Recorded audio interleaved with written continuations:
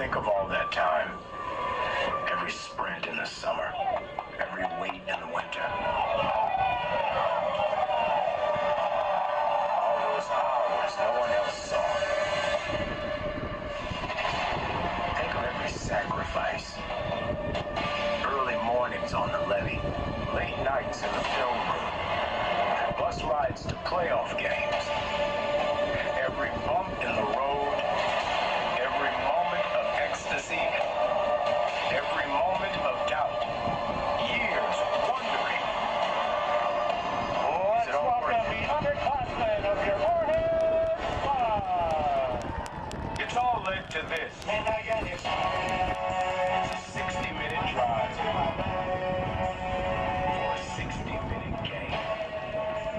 After all the miles.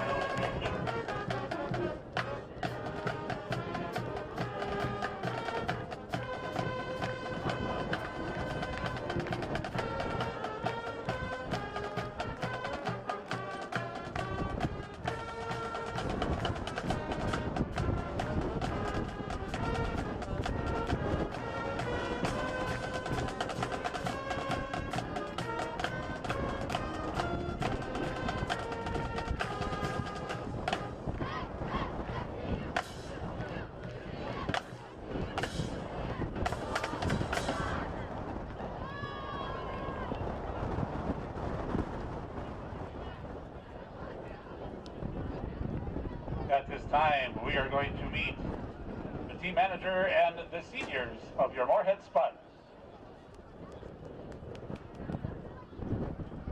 First up, team manager, Maddie Sather, Wade and Tessa Sather.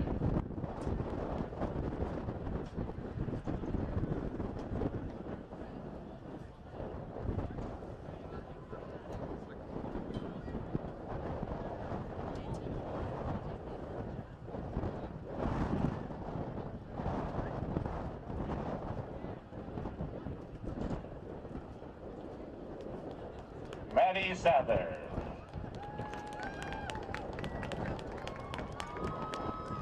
Next up, number 1, Rain Battle. Escorted on the field by Samuel and Tarsi Salua. Number 2, Owen Thielges and Corey Thielges.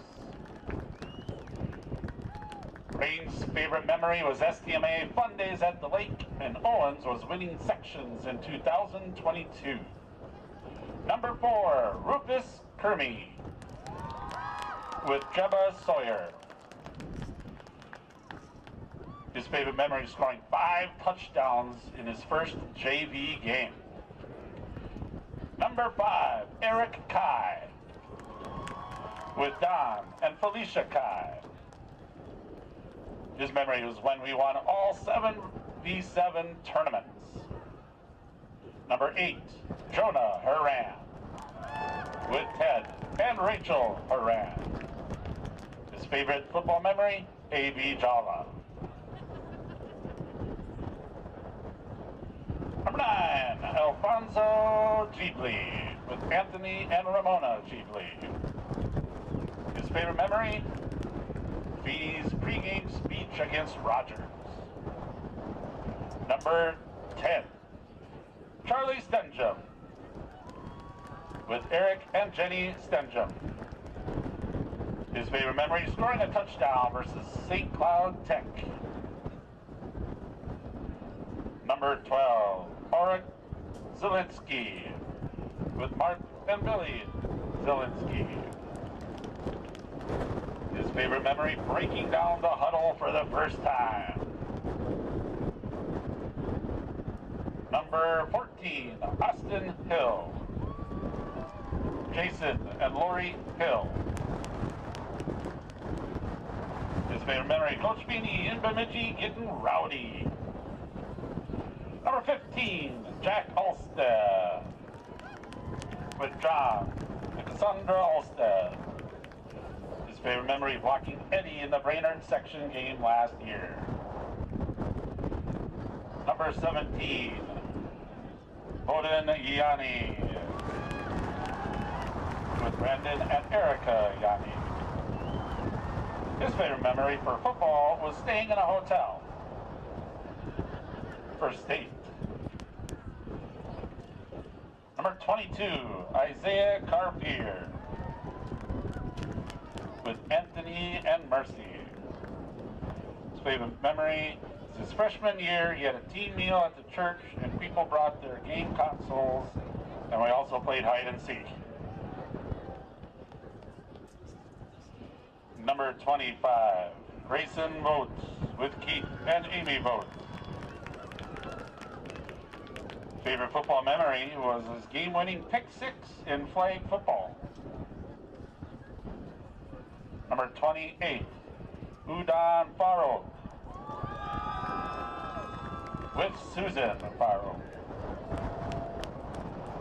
His favorite football memory being on the field with my teammates every practice. Number 32, Kate Allmendinger with Laura Wilner and Shane Allmendinger. Favorite memory winning the section championship his sophomore year. Number 41, Carter Midtoon with Nick and Amanda Midtoon. Favorite memory is his first varsity game. Number 57, Ashton Speaker with Chad and Tina Speaker and Grayson Speaker. Favorite memory was my sophomore year when we went to state. Number 66, DeMarco Clay. Here tonight with Julius, Jacqueline, Tony, and Jayla. Memory, his favorite memory was also going to state his sophomore year. Number 67, Usman Raja. Along with Shawcats and Nari, and Arvan, and Bean. Usman's favorite memory, the midget game for sure. It was so much fun. Number 68, Isaac Furman Nguende with Chauncey Kinyangi and Promise Dandu and Providence Dandu. His favorite football memory, the senior UC retreats. Number 70, Jacob Galbranson with Patrick and Alicia Galbranson. Favorite memory, the mandatory fun days at the end of summer. And number 75, Heaton Hall with Alex and Mackenzie Hall. Favorite memory, the locker room dances after big wins at home.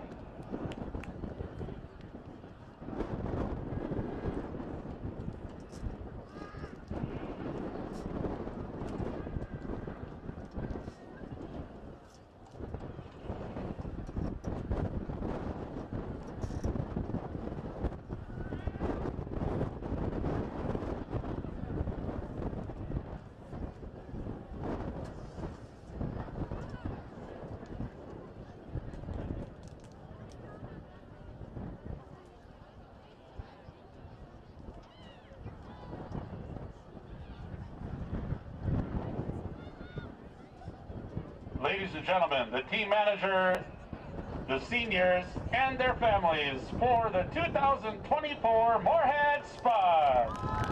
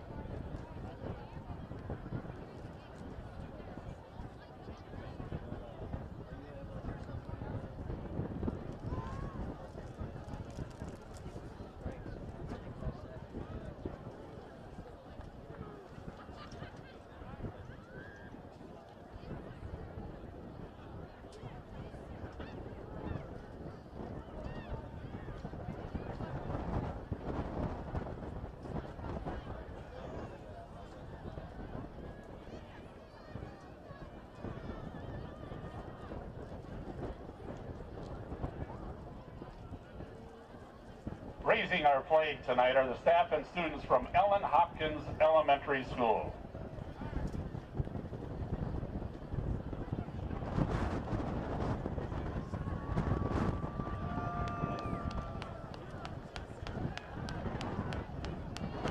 Please rise as we honor America.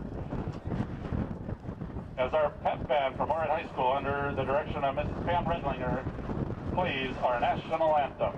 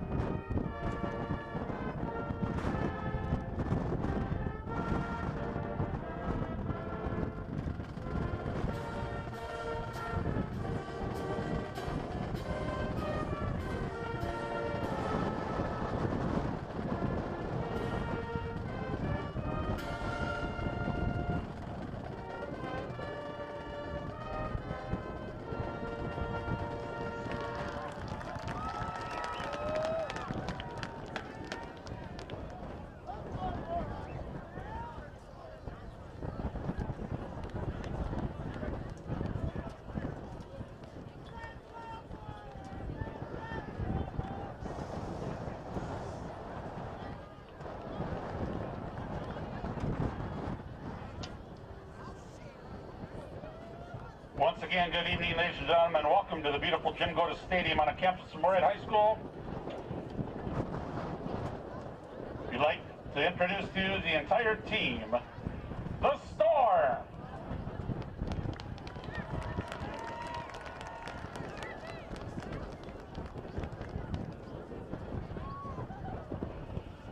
Next, let's meet our kickoff kid, Lucas Campton. Has a positive, caring attitude and is always willing to help his classmates. He is a responsible student and makes great decisions and shows kindness to each other, to everyone. Ladies and gentlemen, Lucas Campton.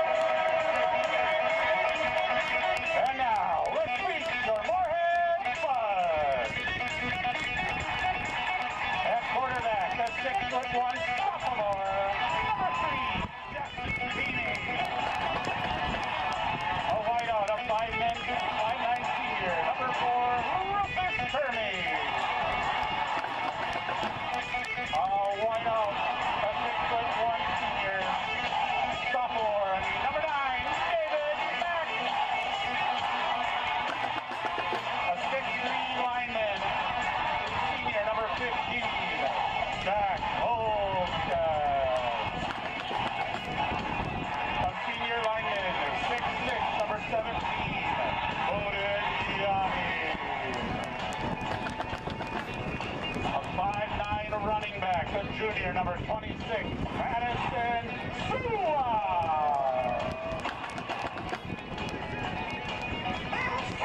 On the line, a 6'1" senior, number 57, Ashton Speaker. On the line, a 6'1" senior, number 66, DeMarco Clay. On the line, a 6'1" senior, number 67, Usman Rajaz. A lineman, a 6'7" senior, number 75, Heaton Hall. And on the line,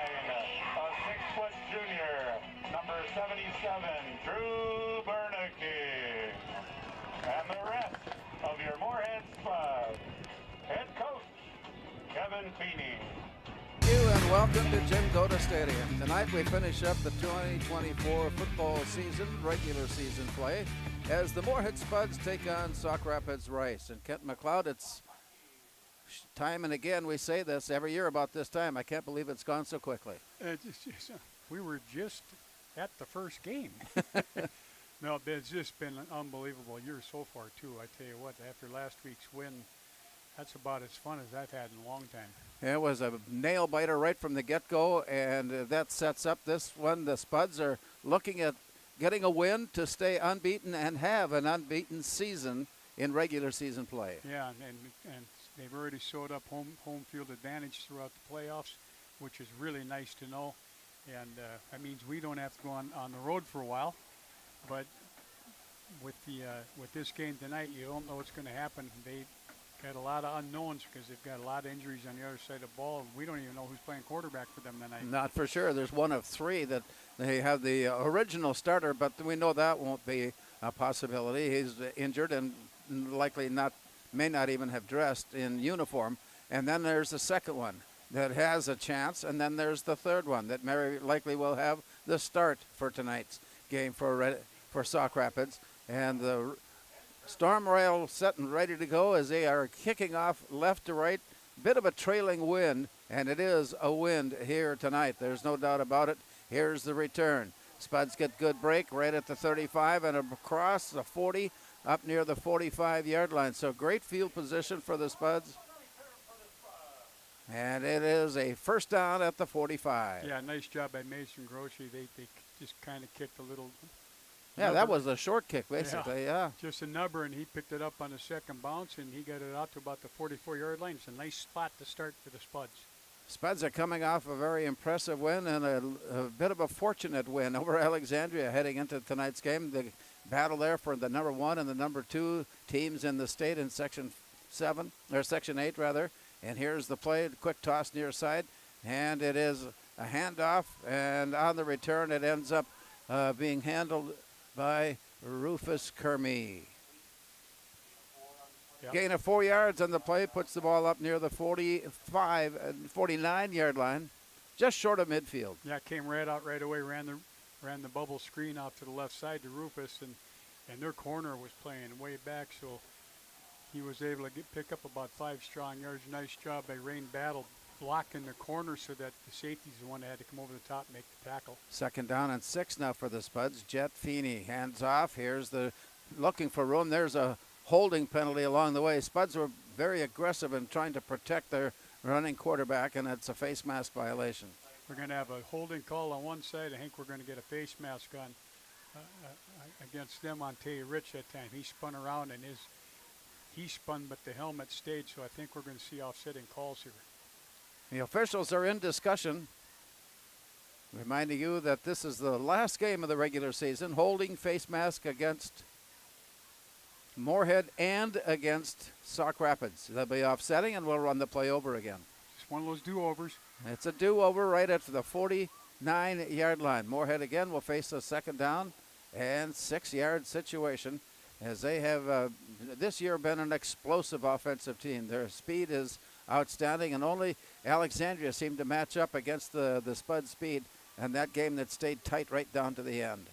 In motion now, Yanni lines up right outside, right side tackle.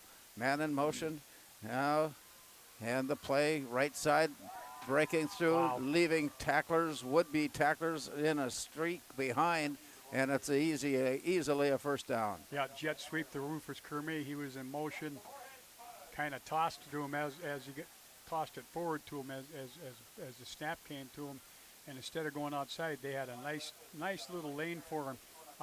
Right off tackle, and he just took what he could get and got a big first down. Yeah, Rufus Kermey is a player that at the start of the year was in the starting lineup and ready to play, but as the season was wearing on, an injury took place, and he just wasn't able to perform, and he's been on every play so far tonight. Yeah.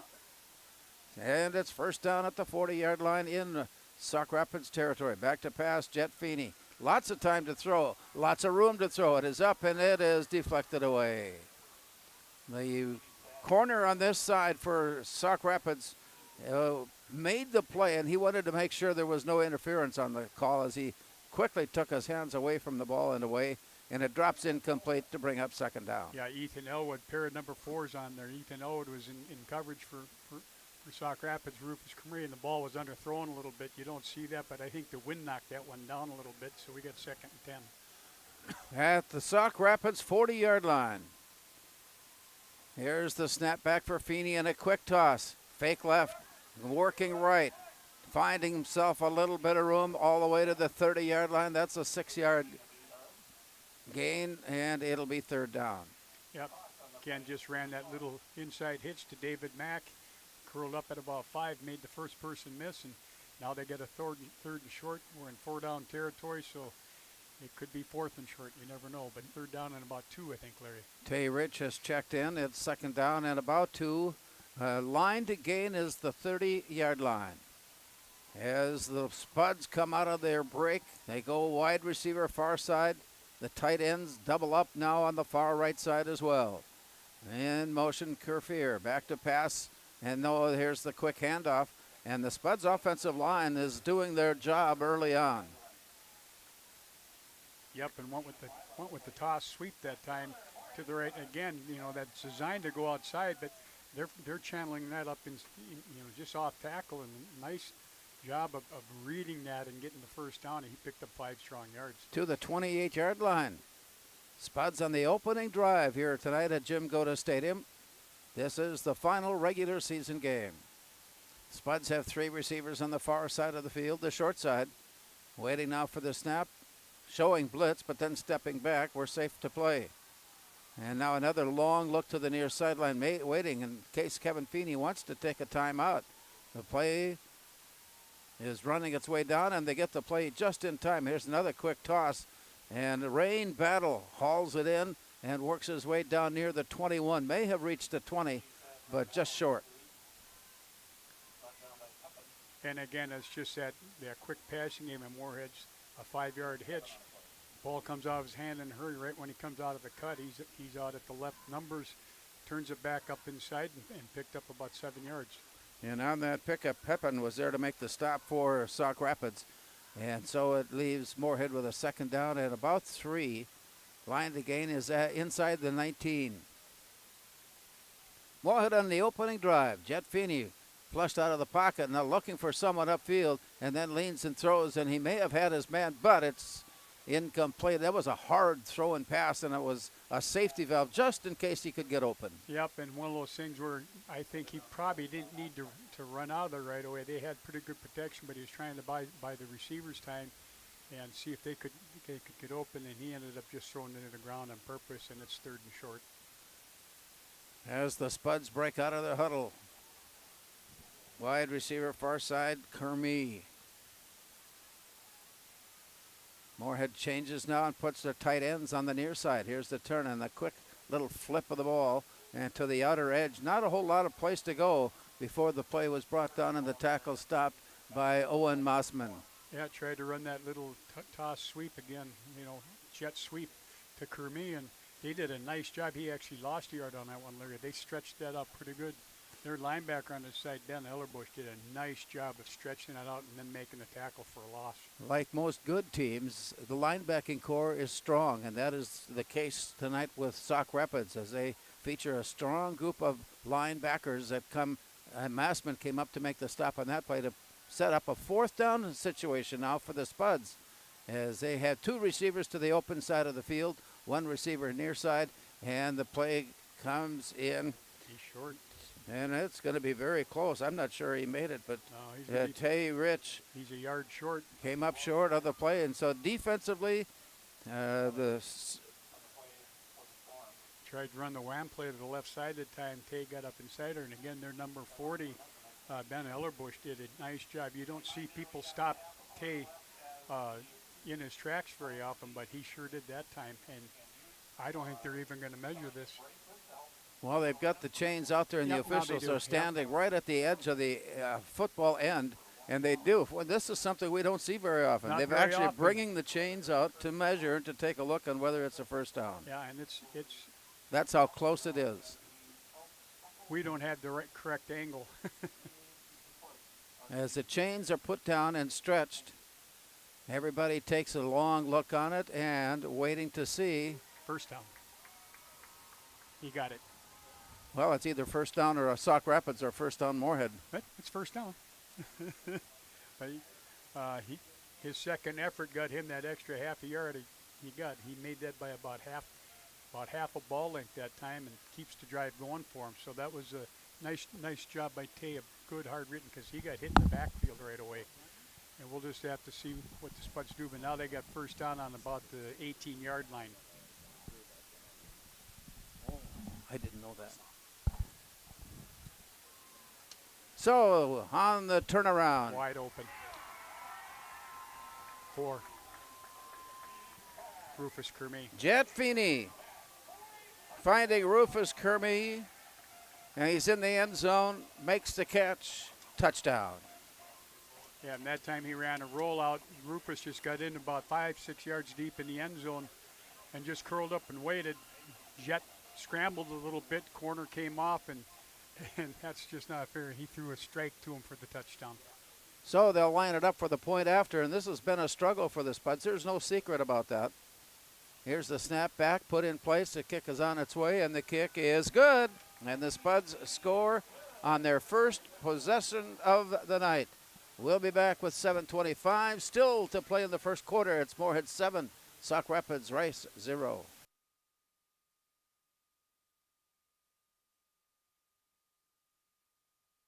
Pam is a small business owner. She is swamped.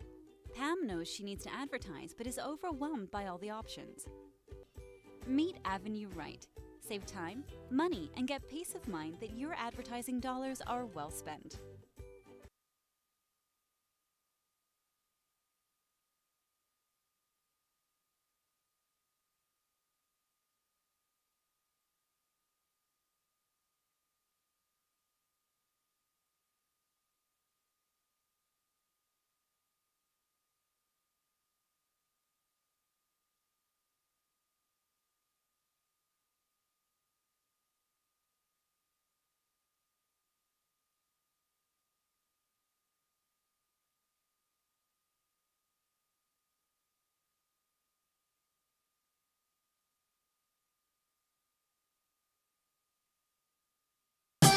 Well, after the Spuds converted on a fourth down and went to the air, the Spuds, and the play is down. He knelt down to receive the kickoff, and he had actually made touch with the turf, and so that's a down right there, and it's first down Sauk Rapids. Yeah, nice line drive kick, and kind of with that crosswind, and he kind of bounced off his shoulder pad, and when he went down to scoop it up, he went down to a knee, and so they're going to start in the hole a little bit at about, what, the 12-yard line?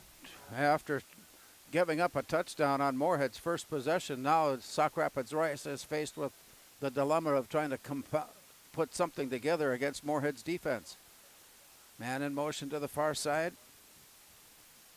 Long count in the backfield, and here's a snap, and the fumble goes down, but he fell right down on top of it.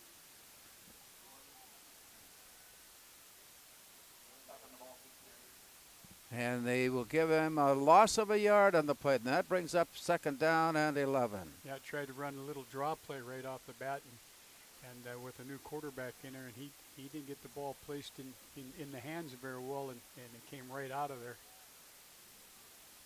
And the quarterback is number 29, Alex Zimmer. And he is one of the three that was in the works. And to the near side, they carry it, rolling it around. Handoff went to Chris Pepin, and he is brought down, short gain, and they'll spot it at the 15, maybe let's make it the 16-yard line, where it's a third down play now for Sauk Rapids. Yeah, tried to run a sweep to their right side at the time, and had a nice little alley there, and Tay Rich finally coming from his safety spot, running the alley to make that stop, but not after about a 5-yard gain. Let's see what kind of an upfield offense Sauk Rapids has as they line up, going left to right, and a third down and 6. Back to pass, quick toss near side, spinning out of the play. Pepin is across the 20, up near the 22-yard line, and that is close to a first down. Going to be real close, and they ran a back out of the backfield on a flood route. caught it in stride, and Moorhead had a shot at stopping him. He did a nice job of spinning out of the first tackle and got the extra yards for the first down. So the chains have moved upfield. And Sauk Rapids Rice, a first down on that last play, sets two receivers out to the far side. Single receiver near side, and the quarterback will follow the play. Followed his way upfield. And across the 35, up near the 36-yard line. Yeah, we've got another first down coming up for Sauk Rapids Rice. Yeah, and that was just straight quarterback draw, and he took off right down the field and got a big first down. Three receivers now on the near side. Different formation each time the Sauk Rapids takes a look. Here's the snap back as we wait for it. And turning, a little ball fake, and then the handoff made. And then the flags come roaring in and stops play. We're going to get a holding call on their right tackle. He basically tackled Moorhead's defensive end that time. And he didn't even have the football. No, I mean, he just tackled him. So I think we're going to get a holding call on their right tackle. And Moorhead may decline this because they ended up not even getting back to the line of scrimmage on the scramble, Larry. So we'll see what happens here. A long discussion out near the ball before they place it down, and the signal given against Sauk Rapids. And they're going to back him up. And so the penalty will be marked off. Moorhead has jumped to a 7-0 lead on Sauk Rapids here in game number 8 of the regular season. And 6 teams in Section 8. The top 2 teams, number 1 and number 2, will get first-round byes on Tuesday. The other 4 teams will play off with the winners matching up against either Moorhead or Alexandria. The ball is deflected, but managed to pick up, and nearly deflected once again, but finally down at the 29.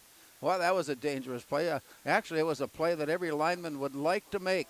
He'd be able to come in and reach and intercept the lateral. Yeah, they had a bad snap and ended up trying to run the toss play, and he tossed out the really slow, and Moorhead's Jonah Haran was just about ready to grab that with his left hand and score, and he didn't quite get the ball. He seems to have a nose for that kind of play. Yeah, he does. Wide receivers left side. High formation, hand back to pass, the quick toss, but they can't hang on to it. It was right there, but Xavier Thurston just could not hang on. And Rain battles a primary defender on the stop. And Jonah Haran again, he's playing on that right side. He came off that right edge and made him throw that ball a little early, and the receiver wasn't ready for it there. So it's a long third down now. 17 yards needed, line to gain the 46. Line of scrimmage, the 29. Back to pass and looking a quick toss. There's nobody here. The only person close to it was one of Moorhead's assistant coaches, and he didn't even handle it very well. Well, he just had to get rid of the ball. They brought it. Rain battle came on an A-gap blitz, and when rain gets you in your face, you got to get rid of the ball. So he threw the ball behind him. That was mostly self-preservation. So that brings up 4th down, and Sauk Rapids Rice basically got one first down in this drive, and now they are forced to try and keep the Spuds at their own end of the field. Depending on how accurate and how long this punt can be, it's not deep, but deep enough, and they'll let it go out of bounds. And so from there, it'll be first down Moorhead as they take the drive with a 7-0 lead. It came early on, capping off a 56-yard drive. Rufus Kermes getting the touchdown to score. And now with 4:29 to go, the Spuds get the ball back, and we'll try to generate another scoring opportunity. Yeah, it looked like Sartell was trying to kick that ball away from Well, even Owen. Sauk Rapids. Or Sauk Rapids, one of the two. Anyhow, one of those Sauk schools. It's a good thing it's near the end of the Yeah. Anyway, it looked like he was trying to do like a directional kick, and he basically kicked an end over end that just went out of bounds. Moorhead got pretty good field position on the 37 again. They started, their first drive was at about the 44-yard line, and this drive starts at the 37-yard line. So good field position all the way around as the Spuds roll right side. Jet Feeney is back to pass and pulls the trigger on. Dropped it. And it is a dropped football. right near the first down marker. So it'll come back and it'll be second down. Yeah, kind of a delayed sprint out that time, and they ran kind of a flood route. One guy on a deep out, and the other person on a not quite as a deep route, and he tried to run up field before he caught the ball. He took off before the ball got there, and you're not going to see Rufus Kermie do that very often. Owen Thiel just had a visit at the near sideline before heading back on out into the huddle with the play call from Kevin Feeney. And so the Spuds line up, sending a wide receiver to the far side. Jet Feeney in the backfield alone. Where's the snap back, and he looks upfield, and he's throwing. He's got his man open. What a nice play on the near side up to the sideline. And the angle was just enough to cut him off at the pass and turn him around and shove him out of bounds. What the Spuds get a big, big first down. Yeah, and that time that was Owen Thielges, and he was the inside twin. He ran a little corner route. Kermie ran a post route. Corner followed that. Nice job by their number 4, Ethan Elwood, getting over to knock him out of bounds. I didn't think they'd be able to catch him, but big first down there in the red zone on the 15. Ethan Elwood coming up to make the play to prevent the touchdown run. And the ball spotted now at the 15, sending receivers far to the right side. Jet Feeney and the Spuds looking to add on to their early lead. Jet Feeney takes the snap. Hands off, straightforward play. Not much gain, a yard or two, as they'll spot it down at the 14. And that was Garson Boat on the carry that time, Larry. Haven't got to see him a whole lot. And they just ran a little ISO play up in the middle, and nice job again by their inside linebacker on that side, Brandon Coast. Nice job of stepping up and stopping that for just a very, very 1-yard gain, short gain. Coming into the lineup is Rufus Kermie. He'll head out far right side. Spuds have a receiver on the near left side looking in. Here's the snap back, and Jet Feeney lines up and throws it right on the money to Rain Battle. And a late flag goes on. Touchdown. And it is a touchdown. I thought the ball slipped away, but the crowd was obliging by giving me the indication that it had been indeed a touchdown. Yep. And that was just Rain Battle on a quick post. There's a penalty flag on. I'm not sure what's going on there, but he was in the end zone, and when he got spun around, the ball came up, but he'd already broke the plane. Personal foul face mask has been issued against Sauk Rapids Rice. And so the touchdown will count, and the point after try forthcoming. As the Spuds line it up, they're going right to left and into the wind that is blowing cross field here tonight. So the point after try. Azure Salih. We have seen a multitude of players be in the position to kick. Moorhead converts on this one. They're 2 for 2 tonight. 2 for 2. And with that, 3:27 to go here in the first quarter of play. It's Moorhead 14, Sauk Rapids Rice nothing.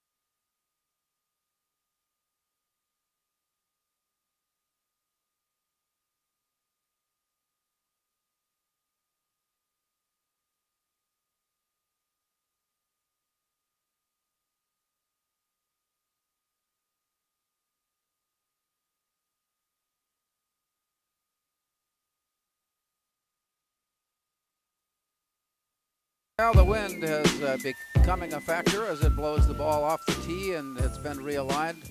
As we take a look, Spuds, I don't know what number of kicker this has been for the Spuds this year, but Azhar Salith was dead on perfect in his attempt. And now with the penalty that's been added on, the kickoff actually came across midfield and easily put into the end zone. Yep, they weren't going to be able to return that one at all. Nice high kick. Wind didn't help that one all. He just kicked it nice and high and hard. And so it's 14-0 with the Spuds defense now back on. Sauk Rapids had a chance to move the ball upfield, but were unable to convert on a fourth down play. On a third down play, and it set the difference up for a punt. And the Spuds now on the return. A little adjustment along the front line by the Spuds defensive front. Waiting and taking a long time before getting the snap, and I think 2 people in motion.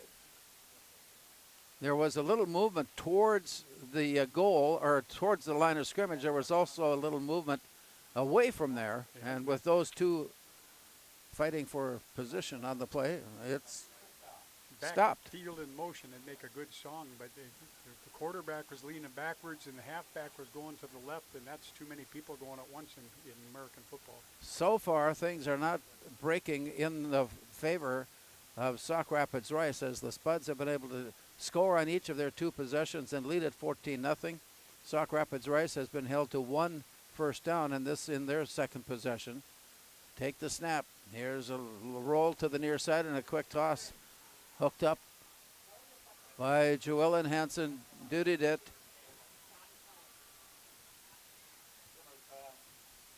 And Duded it is down. Yep, just ran a quick hitch route that time, and Eric Kaye was way off the ball and couldn't get up in time to make the tackle, so they got a big first down. So the drive continues. Back to pass and looking long. This one is up for grabs and nearly caught, nearly intercepted, and then finally dropped away. And Zimmer's pass goes incomplete. Nice job by Owen Fields, Larry. He's playing that cover 2 safety on the right side. And he just waited and waited and waited. And right when the ball got there, he went up and almost hauled that baby in. He almost took it away from the receiver. But it comes back. They play a second down. Ball at the 32-yard line. 3 receivers leave the huddle and head off to the far side. They'll form a cluster there. Signals are given up and down the line as they prepare. Now the tight ends on the near side. 5 receivers in the formation for Zimmer. Back to pass and a quick toss. He's got his man wide open. And from there, the run upfield. And that's the best offensive play we've seen from Sauk Rapids tonight. Yep, and I tell you, Jonah Horan, he thought he had that snuffed out. They just basically ran a bubble screen. The angle he took looked perfect. All of a sudden, the kid had pretty good speed and got upfield, and Rain Battle had to come from his middle linebacker spot to make the tackle, and that's another first down for Sauk Rapids. Inside 3 minutes to play here in the opening quarter. Spuds leading it 14-0. Sauk Rapids Rice on the drive. Just across the 46. Here's the snap back and a quick look. The catch is made on the near side, and Connor Winkleman works his way to about the 45 before he was pushed back. In fact, they're going to say he actually touched down at the 49-yard line in Spuds territory. Yep, just ran a hitch route that time at about 5 yards, and then he got a couple extra yards after. Nice job by Eric Kaye coming in and making the tackle on that one. Again, the 3 receivers form a line now on the far side. Back to pass, Zimmer. And the catch is made and the run is underway. Finally, the Spuds come up with a stop along the near side as he was angling for a lot more, but finally got caught up on an angle pursuit. And Sua comes up with the tackle and makes the stop. And so the Sauk Rapids Rice is putting something together. Yep, just ran that wide receiver screen again, and they had good blocking out in front of him. They have moved it from their own end of the field down inside the Spuds 30-yard line. Breaking a tackle at the handoff point, circling out of the tackle, then ahead he goes, picking up a couple of yards near the 28. Yep, that time they ran inside zone to the left and had it pretty well blocked. But hard to account for Rain Battle. He has this knack of, well, number one, he's strong as an ox. But he slides underneath that first block of the guard and makes first contact and stopped him for just a short gain. Receiver left, 2 receivers near side. Shotgun formation, man in motion. Now they reset. And out of the snap, it comes back to toss on the near side. Catch is made, and then the run is made. Oh, my. Throw if that was any higher up and ending up on the ground the way it did, there would have been a penalty. But that was a little cowboy wrangling going on there. That was almost a body slam. It was Tay Rich coming from his safety spot and coming up and grabbing him and throwing him to the ground hard, third and short. Here's the play for Sauk Rapids Rice. 2 receivers on the far side, 1 receiver on the near side, quarterback and 2 backs in the backfield. A long look by Alex Zimmer. He has the play readjusted. He is set to go with 4 seconds to put the ball in play. Here's the snap, and it goes over his head, and the Spuds are there to pick it up. Here he's on his way. He's got a block. He's on his way. He's on his way all the way. Jonah Horan. Now we talk about speed and all these other players. There's Jonah Horan, not known for his speed, but he outran everybody. Well, he kind of had a fleet of people blocking for him too, Larry. That helped. So he looked faster. So once again, the Spud defense forces a turnover, and the fumble recovery ends up with 6 on the board, and the Spuds now line up for the point after try. Once again, we will take a look at Ashar Salih for the point after try. He is 2 for 2 tonight. And the snap. Yeah, we've got movement. One of the Moorhead blockers, up front blockers, was about a half step ahead of the play. Yep, just a little bit. And actually, the first extra point was made by Charlie Stenjum. This is going to make this 2 for 2 for him. He kicked the second one, not the first one.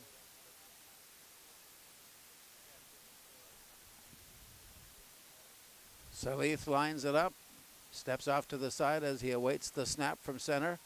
Here's the approach. The kick is on its way up, and the kick is good. And so the Spuds perfect at the point after try. And with time about to run out here in the first quarter of play, it's Moorhead 21 and Sauk Rapids Rice 0.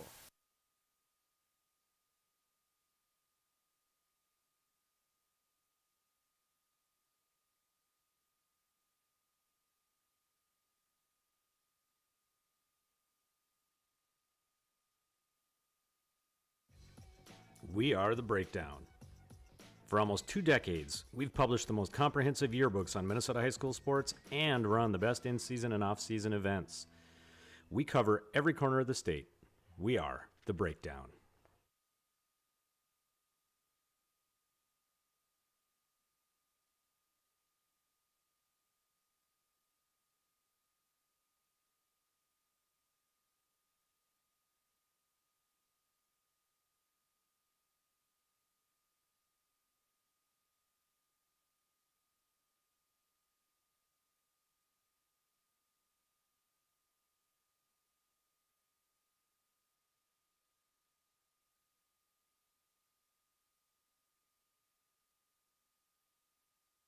Well, a little pressure applied by the Spud defense, forcing a fumble, and the recovery picked up and returned all the way for the score. Jonah Horan puts that 6 on the board. And now all of a sudden a quick exchange, and it's first down Sauk Rapids Rice once again. And the end of the first period. And that took us into the first intermission. Teams will exchange ends of the field. As we go to the second quarter of play, it's Moorhead 21, Sauk Rapids Rice nothing.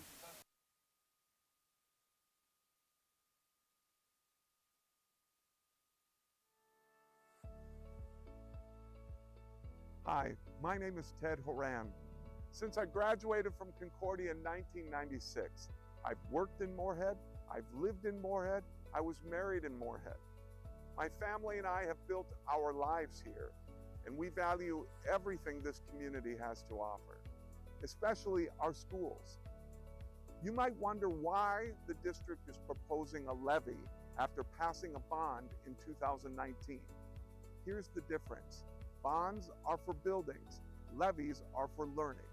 While bonds can only be used to build schools, a levy is what helps fund curriculum, technology, transportation, and the resources students rely on every day. Since 2009, Moorhead schools have added many additional buildings to accommodate our growing community, all without raising operating levy taxes by a single penny. That's smart stewardship of our tax dollars. But with inflation, unfunded state requirements, and rising costs, it's time to invest in the learning side of education. In a recent study, 76% of those who responded in our community gave the district high marks for how well they care for our facilities. It shows we trust them to make smart decisions with our resources. I know I do. Moorhead is a community that invests in its future. Let's continue that tradition. Make sure your voice is heard this November.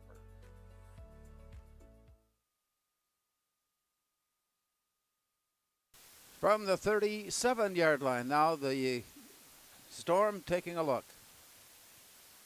Everybody lines up, strong receivers far side. Protector, handoff. Nothing open up the middle, squirts to the outside. There's room there, and he gets up across the 45. Looks like he's close to the first down. Let's see where they spot him down. A little short. Line to gain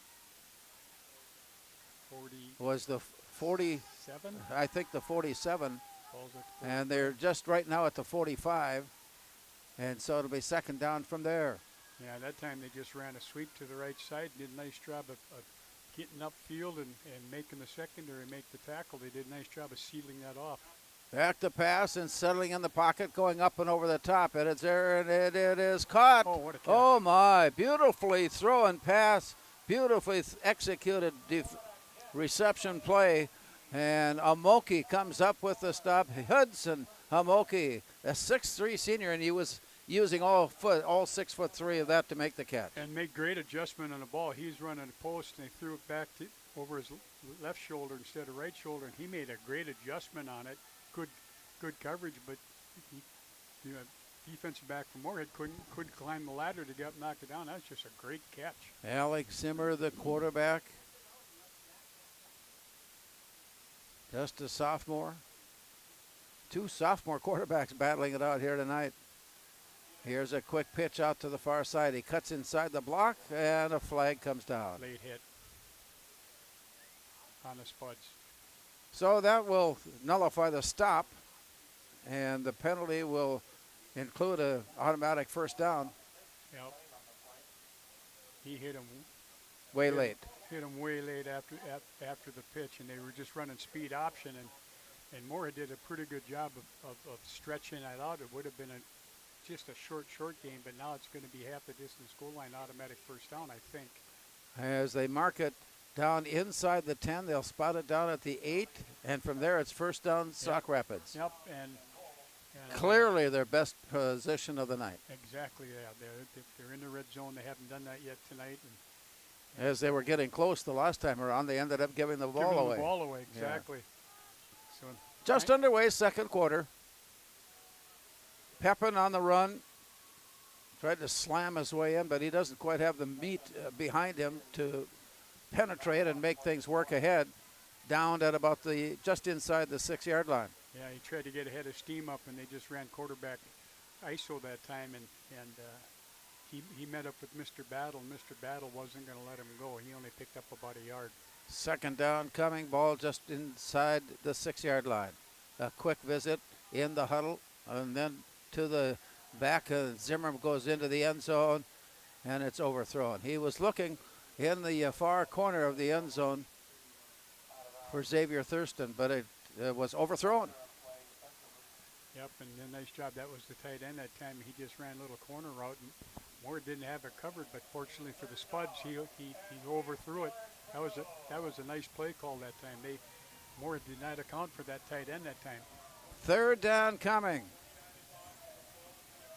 A new quarterback coming in as they will switch up and try the strength of Carter Reedman. He's a junior quarterback. He is the second or perhaps even the third quarterback used by Sauk Rapids tonight. And before the play is put in play, a timeout asked for. The timeout is given with 9:35 to go in the first half. Moorhead 21, Sauk Rapids Rice nothing.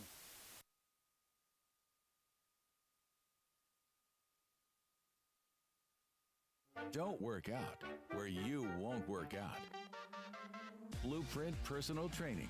At Blueprint, you'll work directly with an experienced personal trainer and nutrition coach in our brand new private gym. Tell us about your fitness goals, and we'll provide the personalized workouts and motivation to get the results you want to see. Training, nutrition, accountability. Blueprint Personal Training. BlueprintFargo.com.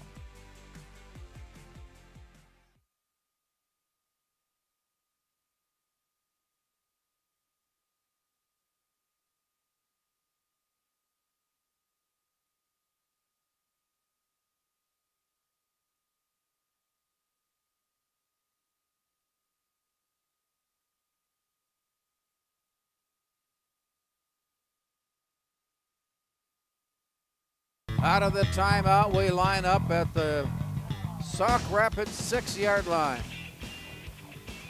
Spuds set their play, man in motion near side.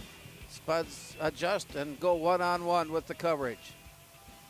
Here's the snap back, and we've got flags again. Once again, Alex Zimmer is having trouble getting his team to cooperate.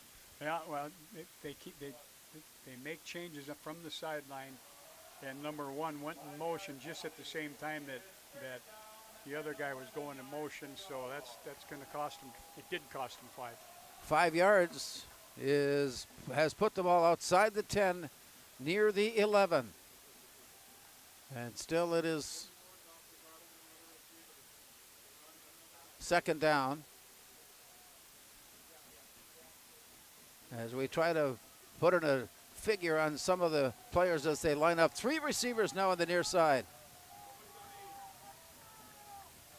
And before the play gets underway, the Spuds watch and take a look as Sauk Rapids calls a timeout. 9:35 remaining. We'll figure it out when we come back. It's in the first half of play. Moorhead 21, Sauk Rapids Rice nothing.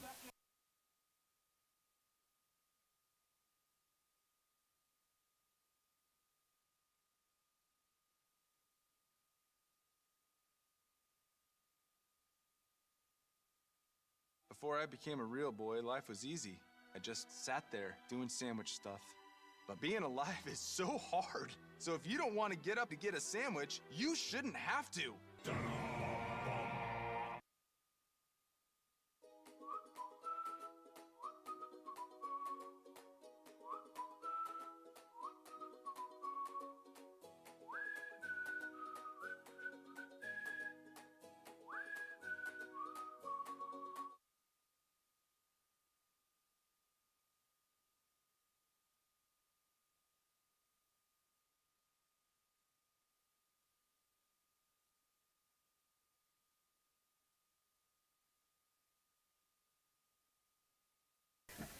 Back to action at Jim Goda Stadium.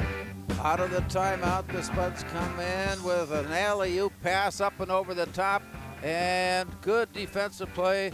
Offense could not steer their way away, and it drops away incomplete. Yeah, good coverage by the Spuds that time. Owen Thiel just comes up with another big defensive effort. But Medicine Sua had nice coverage, and again, you can tell the inexperience of the young man playing quarterback. He was trying to run a corner route, and he threw the ball to the post, and the ball sailed on him a little bit, and there was no way anybody was going to catch that. But they got nothing to lose. They're going to go for it on 4th and goal here from the 11. At the 11-yard line, let's take a look. Wide receiver right. 2 receivers near left side. Here's the snap back for Zimmer, and he has a little head bob, trying to draw the Spuds offside. Nothing doing, and another timeout taken. I suspect they'll make some major changes before we return. The Storm on a timeout called. 9.5 minutes still to play. Second quarter. Moorhead 21. The Storm nothing.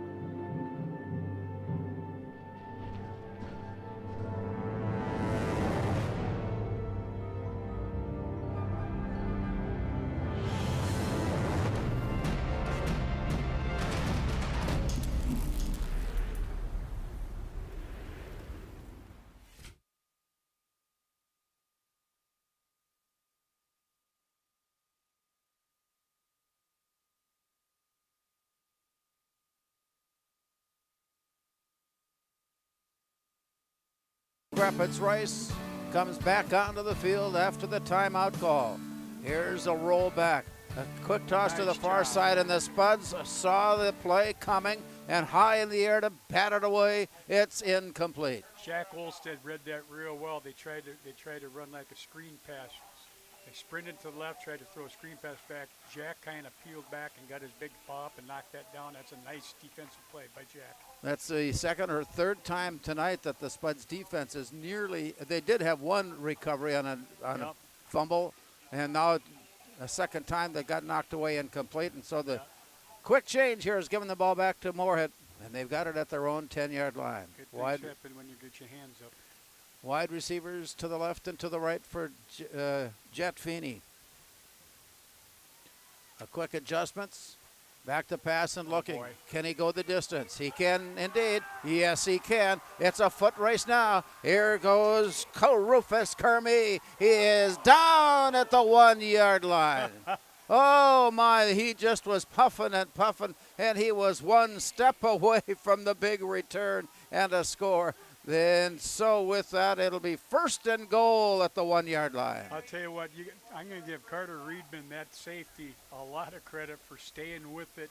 I didn't think he could catch Rufus, and he caught him. Rufus just kind of looked like the tank got a little empty at the end, but nice job of not letting him go 88 yards for a touchdown.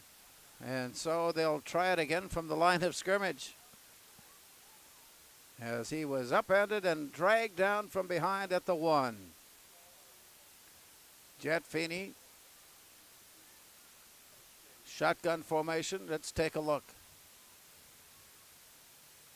A long time before setting the play.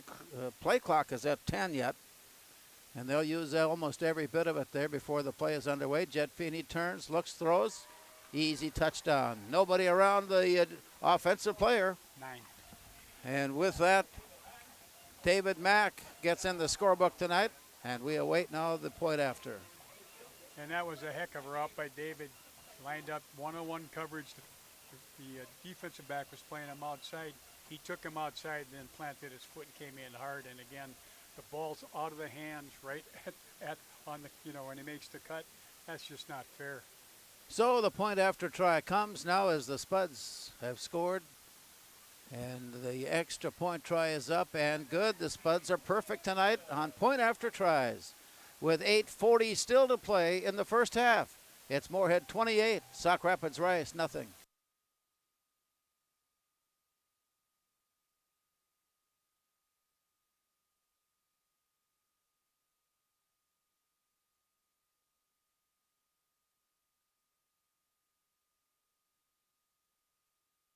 Natural talent, physical gifts, training advantages.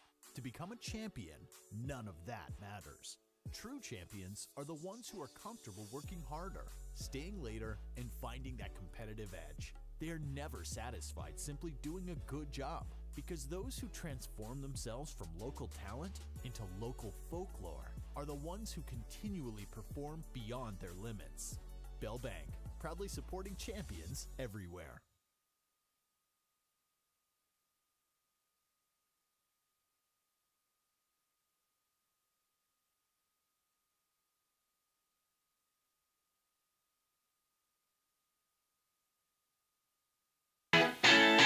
Rich is the kickoff player for Moorhead, and the approach sends the ball out of bounds, and that's where they'll mark it from there. It said about the 2-yard line, and that was. But Salith again now he's 3 for 3. Yep, good in point after kicks. I like it. Let Charlie have the first one. Let him have the next 3. 8:40 to go, and the Spuds have mounted their advantage now at 28-0. And in a game that was kind of up for grabs, Moorhead was trying to recover and be able to play once again after an outstanding and exhausting effort against Alexandria. And they have been able to do just that. As Sauk Rapids Rice into the game tonight with 4 wins and 3 losses. Here's the snap. And breaking through and away from the tackle up across the 40 to the 41-yard line. Tay Rich comes up with the stop. Kamara on the run. Yeah, that time they ran a trap play. It's the first time we've seen him run a trap tonight. Nice job. That big center blocked back on Culbertson, and there was a nice little gap for him to run through. Picked up about 6 yards. 2nd and 4. Line to gain the 45. Moorhead nearly got caught offside. Got back in time and chased the play down from behind. And a loss of a yard, maybe 2. And on the play, it'll set up 2nd down, 3rd down. Nice job by the Spuds stretching out. They tried to run power back to the right. And Moorhead's number 50, who is there? Genesis Kamara did a nice job of coming up and making the tackle. He was questionable for tonight, but Kamara has come out and done a nice job. Here's the play to the far side, and enough for the first down. A perfectly thrown pass to the far side. And the official, the one Moorhead player, says no, it was incomplete, but he was wrong. He was very wrong, and what happens is he caught the ball, and right away Owen Fields was there. Owen actually pinned the ball against the receiver's body when he went to the ground, so that was a good catch. We almost got to give Fields give him an assist. An assist on that. Yeah. The ball has been moved up to the 48. So Sauk Rapids Rice has been no stranger to getting the ball into Moorhead territory, but they've had troubles deciding what to do with it once they get there. And once again, this play is a handoff in the backfield, and Pepin is immediately caught, wrapped up, and sent home. Yeah, a little bit of a high snap, so the timing got mixed up. We're going to try to run the power to the left side, and again, Genesis Kamara would have nothing to do with that and dropped him for about a 4-yard loss. So it's 2nd down or 3rd down. The glare off the lights here is, it's tough. 2nd and 14. There, thank you. 2nd and 14. Waiting on the snap, and it's back and looking. Zimmerman throws to the far side, and he's got his man, but he overthrew. He was trying to still bring it in. He would have lost a lot of yardage had he been able to hang on, and probably better all in all that it was incomplete. And great read by Cade Allmendinger. He's playing that linebacker spot on that left side there, and they tried to run that little screen pass, and he read that perfect. If he'd have caught it, he'd have lost a lot of yards because Cade was right there. 3rd and 14, 3rd and 15. Sauk Rapids Rice out of their huddle, comes wide out near side.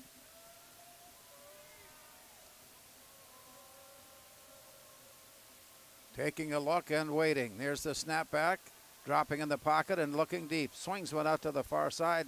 He's got his man open over there, but he was out of play and incomplete. The pass is thrown. That brings up a 4th down situation. Yep, he just tried to run an out route out there that time, and he just led him a little too far. The kid did a nice job getting open on that out route, but again, you can tell that the young man has not thrown a lot of passes, and against that wind, it just kind of fluttered on him.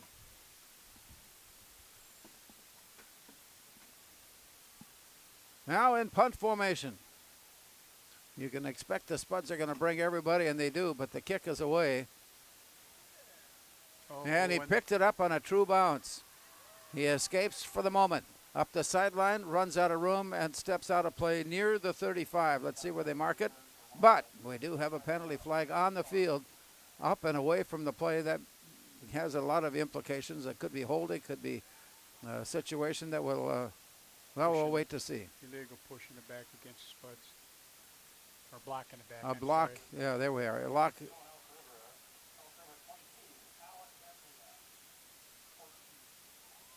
Well, everybody has an ear open for Alexandria's score tonight as they play Elk River.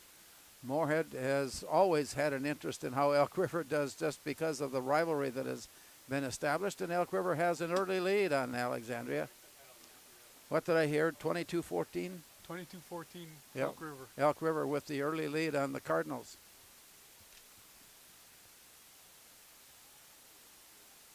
So after the penalty has been assessed, it is marked down at the 23. Showing blitz off to the far side. Advance up the field, and a quick toss away comes just over the line of scrimmage. A gain of 2, maybe 3 on the play. David Mack on the play. Savasky comes up with the tackle, and they spot it at the 26, and it's second down from there, 2nd down and 7. Yeah, it's almost like David was almost a safety valve on that when they were trying to run a little one-on-one thing up on top. That didn't come by, so he just bought himself a little extra time and threw it out in the flat, and David was able to get a couple extra yards. There are plays like that that make you appreciate Jet Feeney is just a sophomore, and he's still making those kinds of decisions. Makes those kind of decisions, absolutely. 3 receivers near side. Back to pass, and I think there'll be somebody in motion. False start is the call. Yep. Actually, delay a game. Didn't get it off in time. The back judge called it when he was watching the clock, and it was at 0, so they didn't quite get it off in time, so we're going to have another 5-yard penalty marked off against Moorhead, and it's 2nd down and 12. Line of scrimmage has been moved to the 21-yard line. Line to gain is at the 34. Receivers to the far side. 3 receivers on the near side for Moorhead. Oh, boy. And we got movement again as someone was coaxed into that encroachment zone or may have made the move on his own. And so the discussion is that the false encroachment against Sauk Rapids, and a 5-yard penalty will be assessed on that. Well, we'll just go back to where it was before then. Yeah, they exchange 5-yarders. Inside of 5.5 minutes, 5:22 remaining.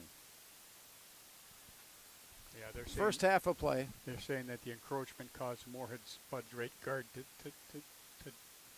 get back and retreat a little bit. So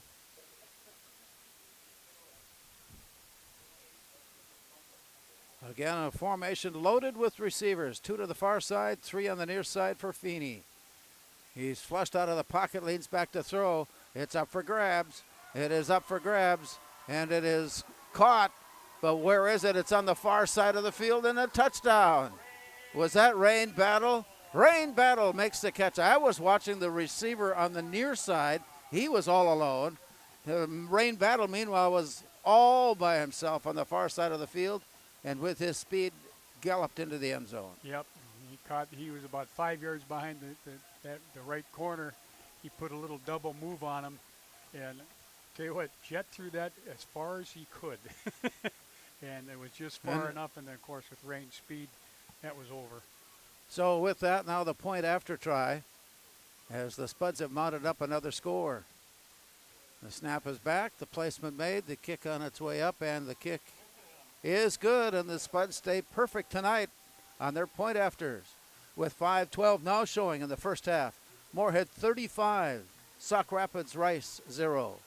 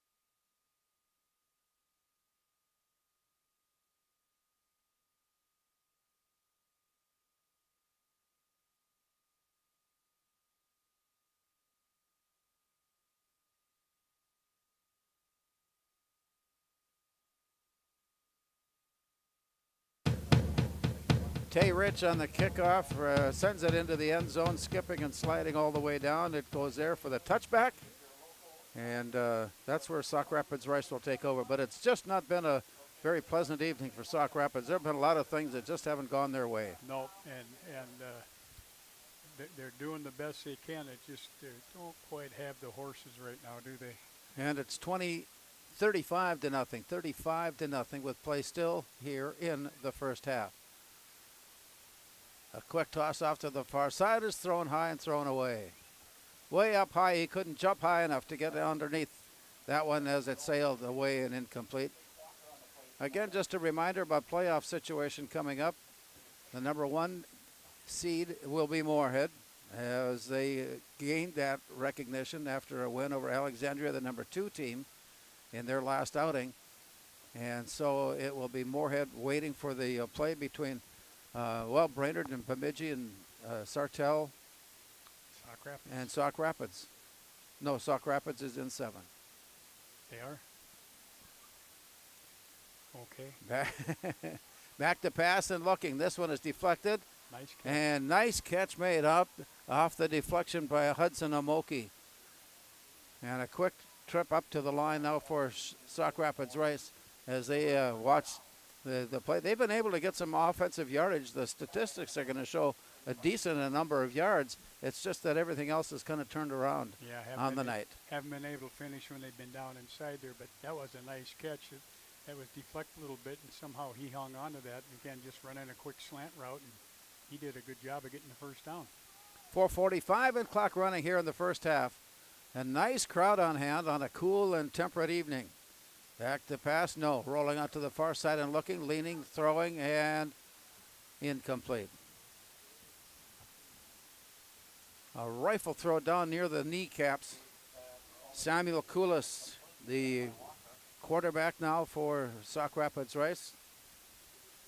Zimmer got the start. He played to the most recent turnover. And now Koulis is on and trying to right the ship for Sauk Rapids Rice. Yep, and again, playing he's an 11th grader and hasn't had a lot of snaps either, but they're still fighting. Chris Pepin is in the backfield. He is the big threat offensively. Moorhead making an adjustment up to the line and then back. Meanwhile to throw. Up and over the top for grabs, and it is, he makes a catch, and he's still struggling, and finally horse-collared and brought down. Oh, my. And a penalty flag. Amoki. And Moorhead's going to get a pass interference call. He was pushing and pulling, and how Amoki was able to catch that, I don't know, because Kai was all over him, Larry. That's a part of the game we were talking about, how they're getting opportunities. Yeah. Their receivers have been outstanding. He's done a nice job. He went up and got that ball real well, and that's with a corner draped all over you. That's a huge And first that is not an understatement at all. He was draped all over him. Nice job of going up and getting football and using his hands and great concentration. So 4:18 now showing. Sauk Rapids Rice threatening. Man in motion, Mason Sabraski. Long count before the snap, up and over the top, back to, and they got the handoff to Pepin. And the Spuds are right down the line to make the play. Good defensive adjustment and play. Nice job by Tay Rich. And Rich again comes up with the stop. He is just about everywhere on the field you need him to be. Yep, and he's playing that cover 2 safety, and he saw that they were trying to run sweep to the right side, and he just came up in the alley, kept them in front of him, wrapped them up, and dropped them for just a very, very short gain, maybe a yard or two. Hudson Amoki wide to the near left side. 2 receivers wide right to the short side of the field on second down. Hiding and ducking and weaving his way. Ball goes down. Almendinger comes up with the tackle for Moorhead. And that brings up third down. Yep, they ran an inside trap play that time, and I tell you, they executed that real well. The guard got up and made the good trap play, and the right guard got on play side back, and there was a nice little alley for him to run. He picked up about 5 yards. This play comes with less than 3 minutes remaining in the half. Moorhead has jumped to a 35-0 lead. Sauk Rapids Rice looking for the score before the break. Breaking a tackle, still on his feet, and struggling his way, and down he goes. He was angling for the end zone, just could not wrestle his way loose, and comes down at about the 1. Yeah, ran a short toss play back to the left side, and he made the first guy miss, and he made it. He's on about the 1 foot line. Tay Rich comes up with the stop, and here's a keeper. And everybody's in the end zone, so somewhere in there we've got to assume that the quarterback is there with the ball.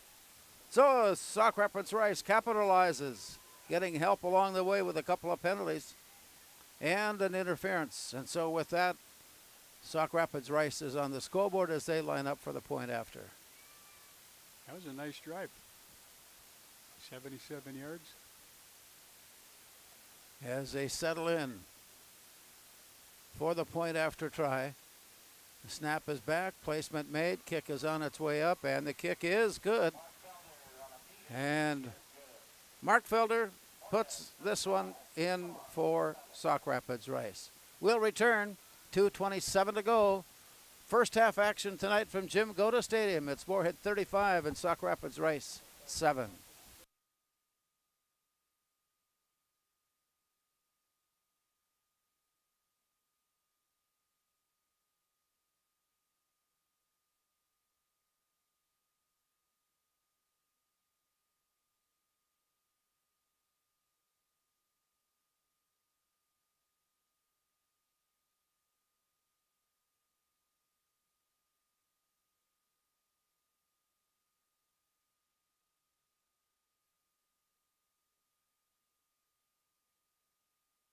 Northwest Blinds is a proud supporter of all Moorhead Spuds activities. For over 30 years, we have been providing customers with a wide assortment of window covering choices. Owners Arlen and Carlos Swenson are available by appointment for a free in-home consultation on all your window covering needs. 218-236-4813 or nwblinds.com. At Northwest Blinds, we say, you wish you had more windows, and go Spuds. Struggling to pick it up, struggling to move upfield. Then Sua is right there, and he makes it. Well, I tell you what, he gained about 7 yards after initial contact. Yeah, and I didn't know if he was ever going to find the handle the way that thing was. It kept moving around on him. Yeah, it was a nubbin kick, and he kept batting and batting. Finally picked it up and made contact, but he got it out to the 33-yard line. That's a nice return. Madison Sua gives the Spuds good field position here at the 33. We're running things down here in the first half with 2:20 yet to play. The Spuds offense just on the field now after Sauk Rapids Rice scored to make it 35-7. Moorhead will try to see if they can put one more on the board before the end of the half. Here's a nice screen pass set up. Nice screen pass set up. He's at midfield. He's at the 40. But he angles his, and then his sideward step took him out of bounds. He was ready to head up the rest of the distance, but simply ran out of room at the sideline. Yeah, made one too many moves, and he got some good blocking downfield. And that was David Mack on the reception, and he just does a nice job, and unfortunately they've got a player down. So the crowd is on hand here tonight, was anticipating the end result of that play, and David Mack was about ready to oblige. And the injured Sauk Rapids player is rolled over on his side, Braden Coast, and he is up and walking off and with a pat on his back. I expect that it'll be no more than a quick visit at the sideline. Maybe they'll take him into the locker room because it's so close to halftime and before putting him back on the field. But play will resume. A little over 2 minutes still to play. And as they come onto the field, see if we can figure out how all of this turns out. Moorhead, Jet Feeney takes the snap and looks. Quick toss. He's got his man. He's got some good speed. And Sua caught from behind at the 20-yard line. He was one step away from turning the corner and heading in. That was actually Jack Olstead playing tight end. They finally threw a ball to the tight end, and he ran a little in route and did a great job of getting the first down. We haven't seen Jack Olstead catch a pass this year. No. Hey, we usually see all the good stuff that comes from him defensively. Yep. So Kevin Feeney is utilizing his players in a lot of different ways here tonight. So out of the break, 1:40, clock is running. Moorhead goes wide receiver left, wide receivers near right side. And as they wait for the snap, here's a look. Jet Feeney, quick toss, near side has his man, and it was deflected away. Yep. He tried to run a little pump fake to rain battle, and he got caught, kind of stepped up a little too far, and then when he finally did throw it, that big guy got his hands up and knocked the ball down on him. So that brings the clock down to the 1:25 mark here in the first half. Moorhead got started quickly tonight, capping off a 56-yard drive to get the scoring started by Rufus Kermee. They have since added touchdowns by 4 other players and lead it here as they try to get one more into the locker room. Back to pass, Owen Thielges. He is on his feet, and he's on his feet, and then may have had taken the ball taken away. We'll see how it goes. The official is pointing in the other direction, and the Spuds turn it over. At the 2-yard line, turn it over on a takeaway. I tell you, Owen just ran a little in route that time, and he smelled the goal line, Larry. He was trying his darndest getting that goal line, made one more spin move, and the ball came out, and going to give them the ball on about the 5-yard line. So a long ways to go for Sauk Rapids Rice, and look for at some point, depending on the down situation, that they'll try to go big time. Long pass coming up maybe here on first down. He stands right on the goal line for the snap from center. Sauk Rapids has used their timeouts. They have none remaining. Play clock is at, just as it reached 0, he got the ball away. And the snap and the carry out near the 15. That's going to be real close to first down. They just ran a little draw play right up the middle that time. Close enough to move the chains. Yeah, made the first guy miss and did get the first down. Sauk Rapids Rice now at their own 15-yard line. Nice open field tackle coming in from the backside of the play. Pepin again on the carry. And Tay Rich comes up with the tackle. Yeah, just ran a slant route inside, and Tay had to come from his safety spot to make that tackle, and they get the first down. Back and looking, but the handoff. And up across the 30, up near the 32 before the play is brought down. Give that a Camara. And Thiel just comes up with another defensive stop. Yeah, ran a power play off to the right side that time, and he picked up good yards. Here's the snap back and the handoff. Open up for just a bit. He slipped through and managed to pick up a first down. Camara again doing his part. Olsted comes up with a defensive tackle. And quickly, without a huddle, the play being called, 25 seconds yet here in the first half. Nice. Sidestepping one, high-stepping another. Across the 45 and up near the 48-yard line, Camara again coming up with the run. Anthony Camara, 185 and a senior for Sauk Rapids Rice, sets up the Storm with 16 seconds to go. Spiked it. So that stops the play. It'll be ruled as an incomplete pass. And the Storm. Yeah, with Sauk Rapids. Stop. So go ahead. Yeah, with them out of timeouts, they just quick lined up and spiked it. They wanted. I'm sure they're going to want to try to get something close to the end zone with only 12 seconds left. I mean, they took that thing all the way down from 5-yard line out to the 50 almost. So don't be surprised if on this next play we see something deep. Moorhead's anticipating that as well. The secondary is way back.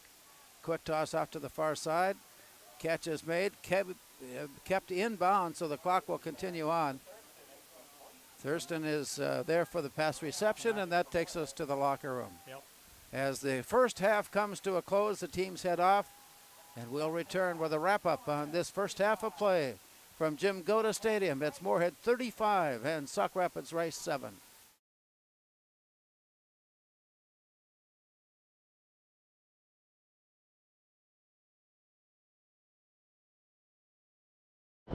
Performing here live in front of you. Captains for the team are Izzy Roush, Ellie Groves, and Olivia Gorgon.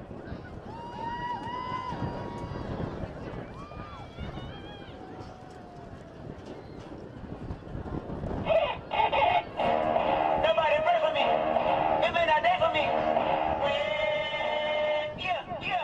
Hey, I remember syrup sandwiches and crime allowances, finessing none of them with some counterfeits. But now I'm counting this. Parmesan with my accountant. I sit back, I'm down in this. I say with my food, they taste like Kool-Aid for the analyst. AM to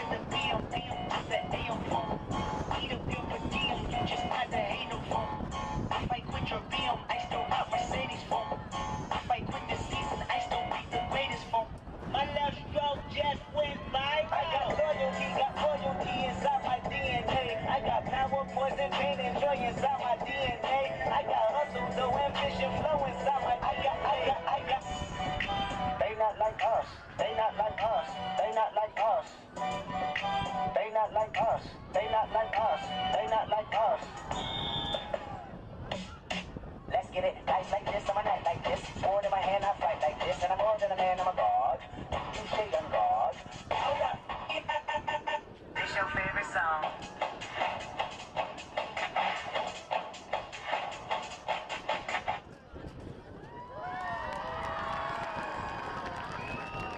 The ball dance team.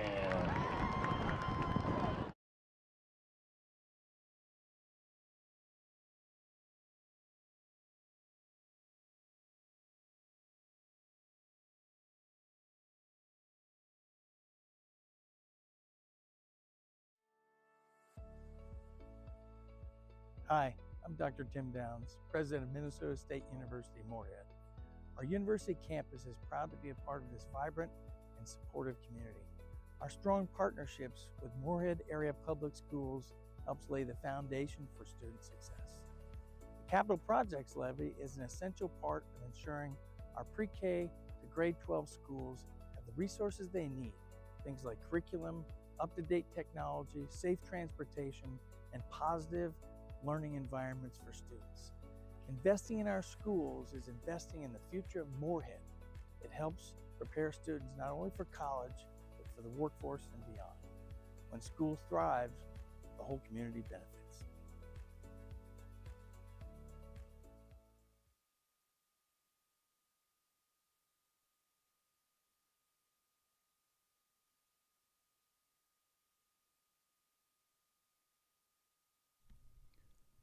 Selling land is a big decision. Knowing when and how to sell can be complicated. Let Steve Dalen, Farmland Sales eXp Realty, guide you through the sale process. Steve Dalen will bring you a local touch with nationwide support. Steve Dalen, Farmland Sales, where customers become clients, clients become friends. 701-893-8517 or stevedalenfarmlandsales.com.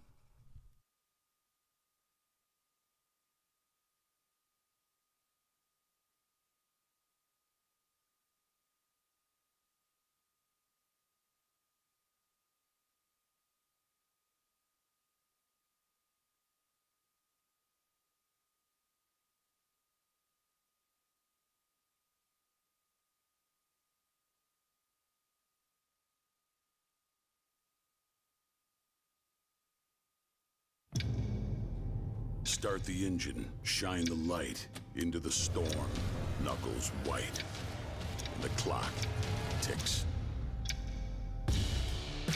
Time does not define me, it drives me to keep roads, schools, and storefronts open. Although the job is done for now, the clock will always.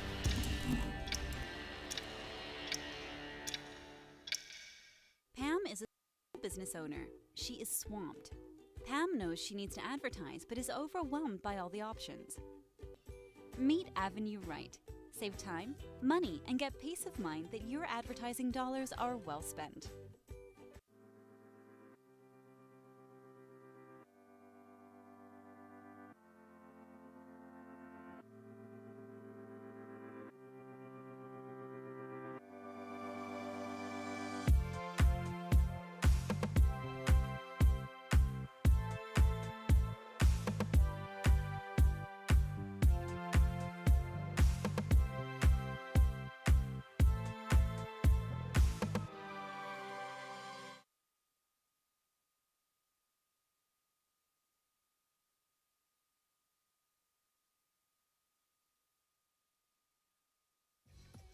We are The Breakdown. For almost 2 decades, we've published the most comprehensive yearbooks on Minnesota high school sports and run the best in-season and off-season events. We cover every corner of the state. We are The Breakdown. Hi, my name is Ted Horan. Since I graduated from Concordia in 1996, I've worked in Moorhead, I've lived in Moorhead, I was married in Moorhead. My family and I have built our lives here, and we value everything this community has to offer, especially our schools. You might wonder why the district is proposing a levy after passing a bond in 2019. Here's the difference. Bonds are for buildings, levies are for learning. While bonds can only be used to build schools, a levy is what helps fund curriculum, technology, transportation, and the resources students rely on every day. Since 2009, Moorhead schools have added many additional buildings to accommodate our growing community, all without raising operating levy taxes by a single penny. That's smart stewardship of our tax dollars. But with inflation, unfunded state requirements, and rising costs, it's time to invest in the learning side of education. In a recent study, 76% of those who responded in our community gave the district high marks for how well they care for our facilities.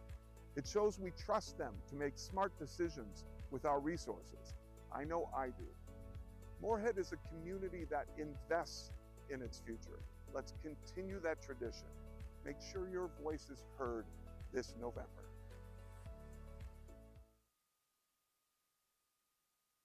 Don't work out where you won't work out. Blueprint Personal Training. At Blueprint, you'll work directly with an experienced personal trainer and nutrition coach in our brand new private gym. Tell us about your fitness goals, and we'll provide the personalized workouts and motivation to get the results you want to see. Training, nutrition, accountability. Blueprint Personal Training. BlueprintFargo.com.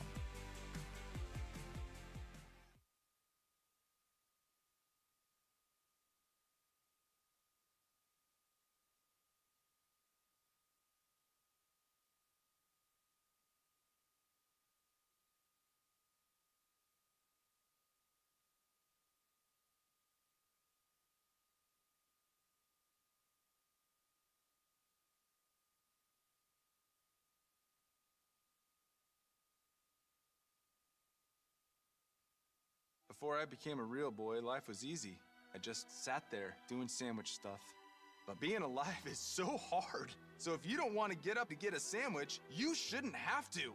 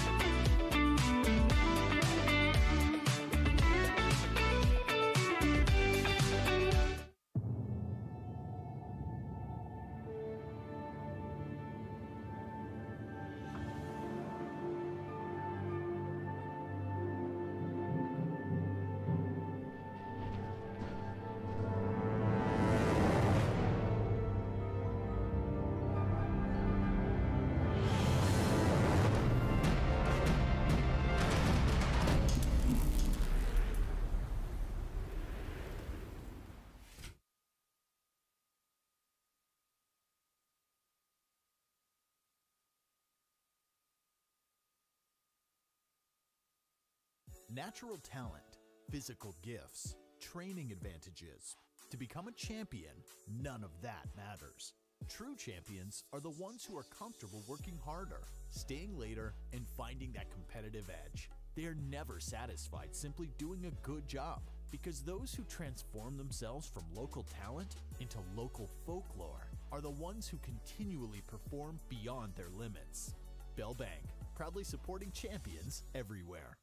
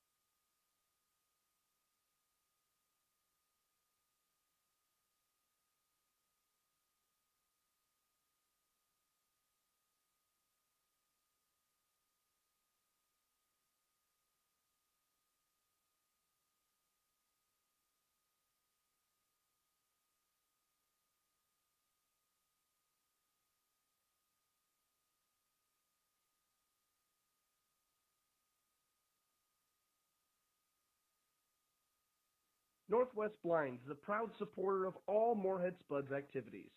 For over 30 years, we have been providing customers with a wide assortment of window covering choices. Owners Arlen and Carlos Swenson are available by appointment for a free in-home consultation on all your window covering needs. 218-236-4813 or nwblinds.com. At Northwest Blinds, we say, you'll wish you had more windows, and go Spuds.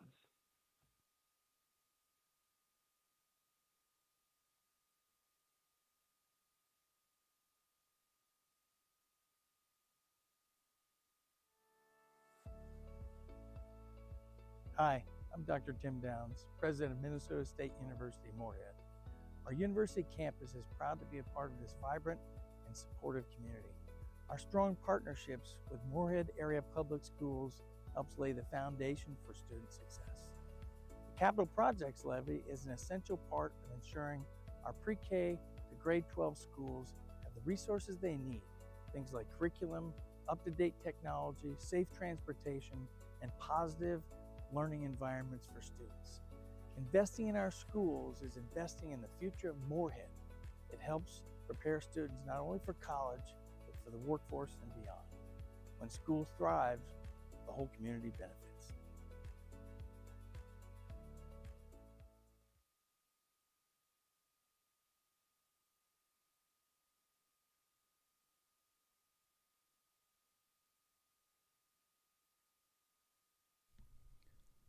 Selling land is a big decision.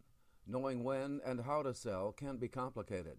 Let Steve Dalen, Farmland Sales eXp Realty, guide you through the sale process. Steve Dalen will bring you a local touch with nationwide support. Steve Dalen, Farmland Sales, where customers become clients, clients become friends. 701-893-8517 or stevedalenfarmlandsales.com.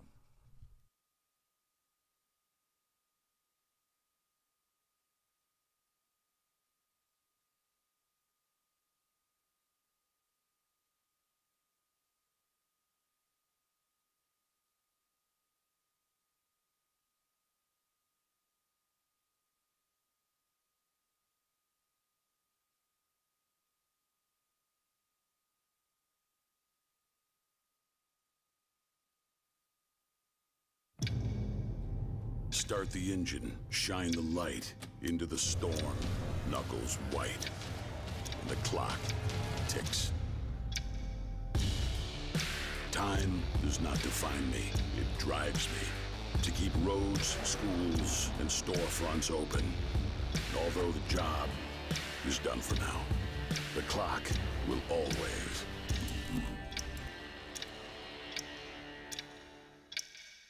Pam is a small business owner. She is swamped. Pam knows she needs to advertise, but is overwhelmed by all the options. Meet Avenue Right. Save time, money, and get peace of mind that your advertising dollars are well spent.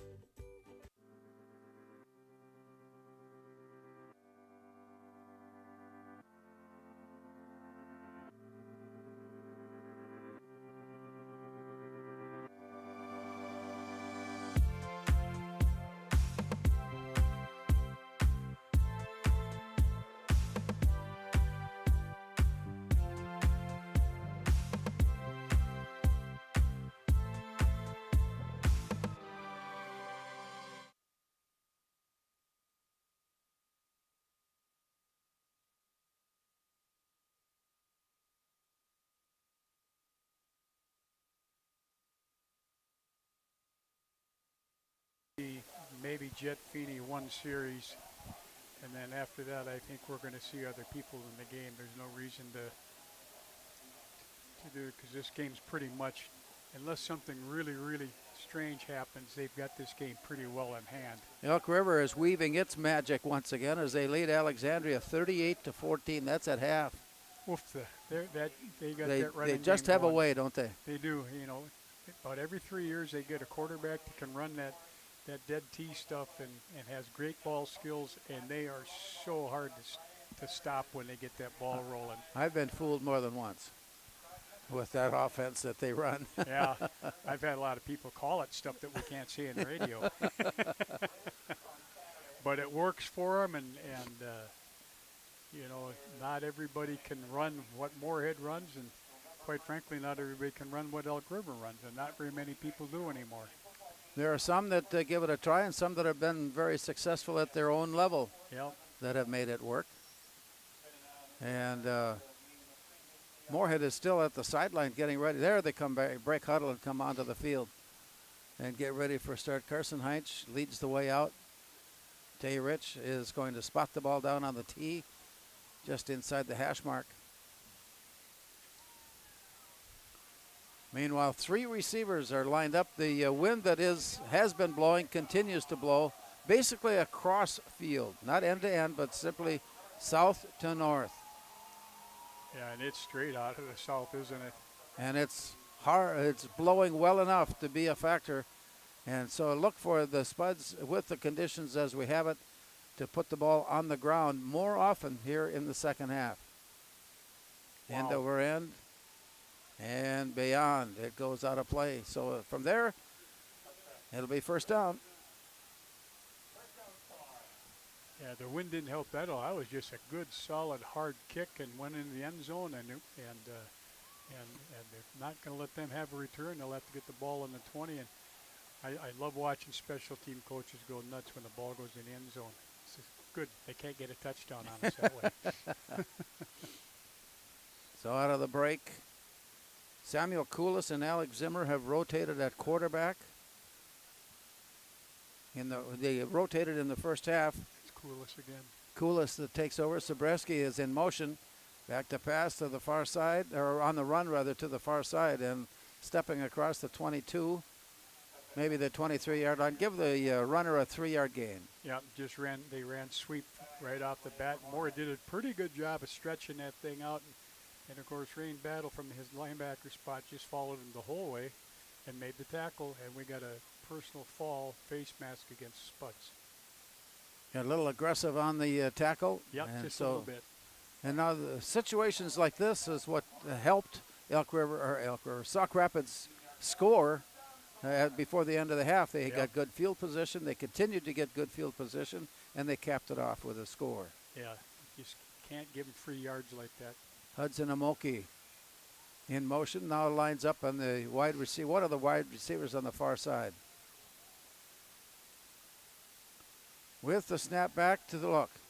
Looking deep, up and over the top, and it is picked off and then tackled immediately. Wow, what a great play by Owen Thielges to come back and get on top of the play, taking it away from Mason Sabraski, and the Spuds now will have another opportunity on a sudden change. This is an interception by Owen Thielges. And you can tell that he plays wide receiver also because he caught that over his shoulder. They had gotten behind him on the post. The ball was underthrown a little bit, and he's got nice soft hands. That's just a nice way to turn the ball over.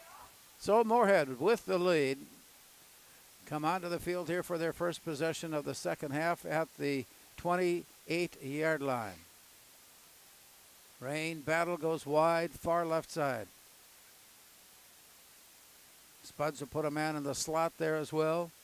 And now come back in motion. Back to pass and looking upfield.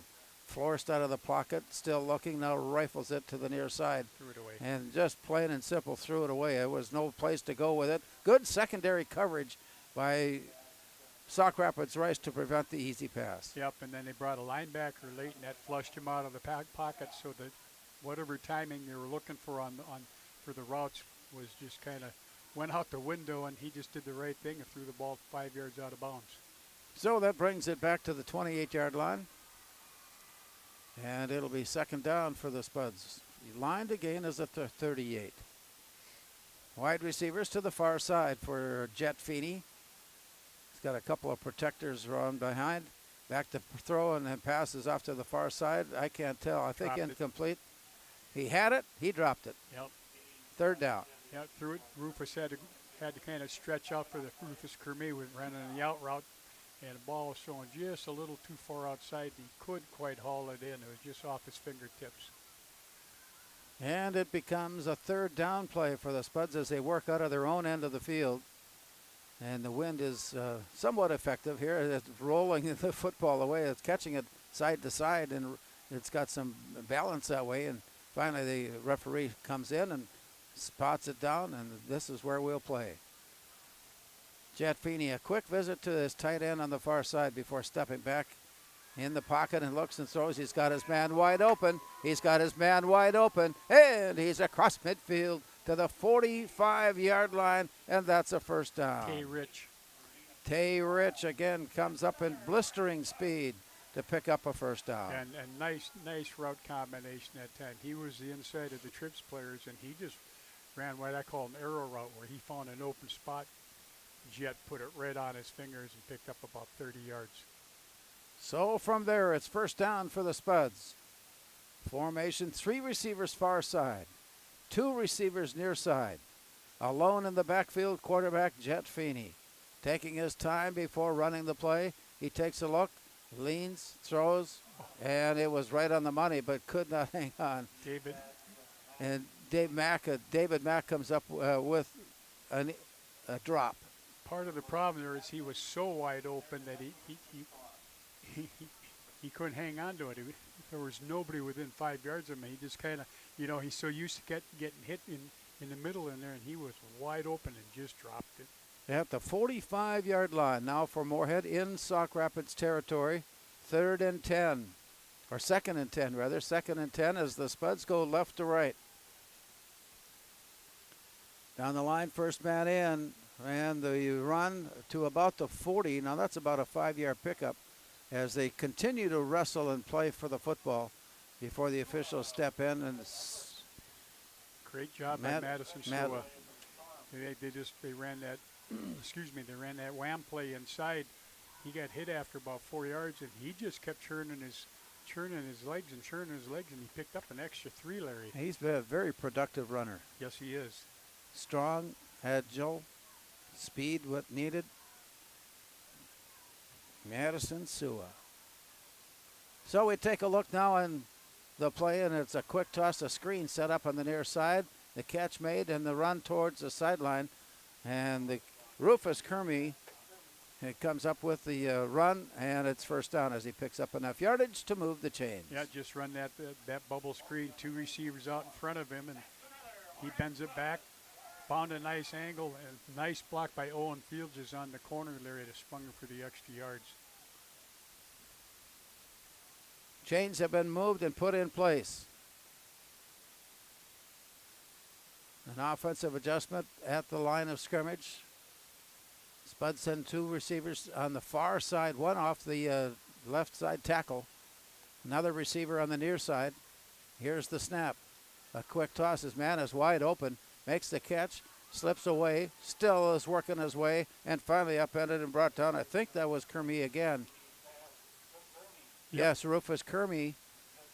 And we've got a shaken player from Sauk Rapids Rice, but he's up and he'll continue playing. Again, just the timing routes that they're going back to. They had trips over on that side. He just ran a simple 5-yard hitch.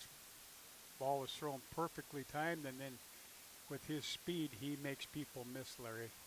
To the 17-yard line where it is first down. Yanni, the tight end, far side, now becomes the tight end on the near side. And on the snap, a look. Jet Feeney leans, looks, throws, out of play. He was simply threw that one away. Illegal formation on the Spuds. They didn't have enough guys on the line of scrimmage, so I don't know if they'll bring this back or not. But everything, the timing just got really messed up on that play, Larry. 9:16 to go. We're underway in the 3rd quarter.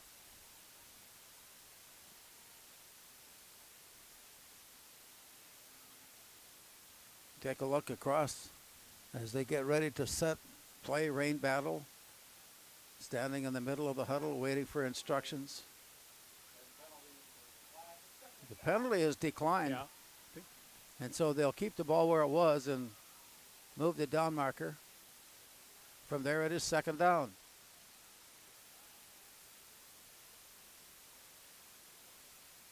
Long look before running the play. Snap is made and the throw is dropped. Yep.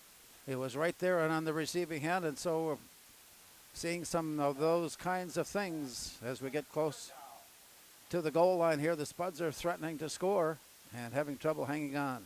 Yep, they just tried to run that middle screen that time to David Mack, and again he just dropped the ball again, and we haven't seen that all year. And he's had 2 in a row that he's dropped, and he's getting a little frustrated with himself. He's just got to go out, catch the ball. He'll be fine.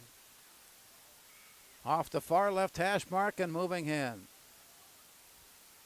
Back to pass, looking to the end zone. Coming up short, Rain Battle was there. He was open at the 13.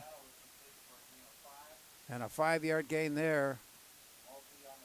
Mulkey comes up with the stop. And it's 4th down. Yep, again, just running that easy little hitch route.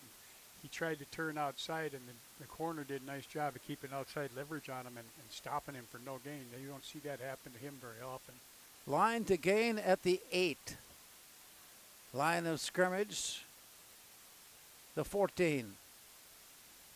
It's 4th down. They're going to run this one down. Yep. I think they're going and to take a timeout. They come to the sideline, and we will take this opportunity to tell you that we're about ready to run out of third quarter with 8.5 minutes still to play. It's Moorhead 35, Sauk Rapids 7.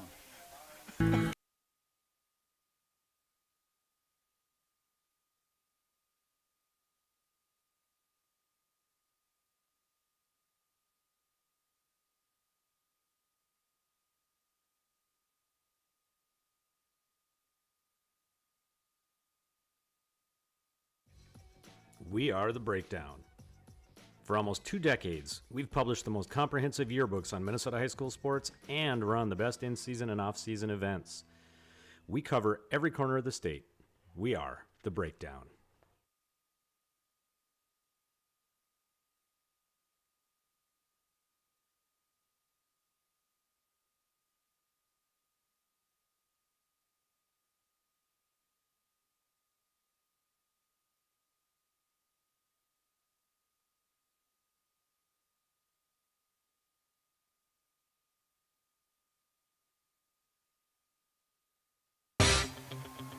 Penalty flag is thrown as the Spuds on a little push work their way towards the end zone, but let's check out the flag.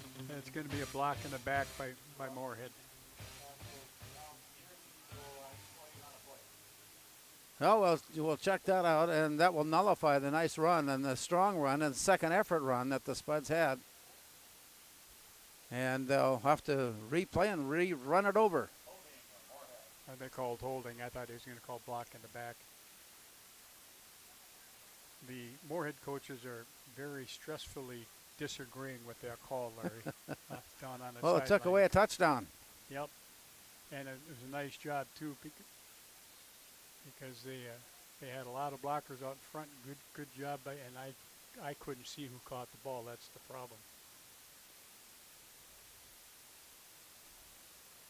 Ball has been moved back to the 18. Time running down, 5 seconds to put the ball in play. And now they'll take a timeout. With time about ready to expire, the Spuds stop the clock. We'll be back with more with 8:26 still to play in the third. Moorhead 35, Sauk Rapids 7.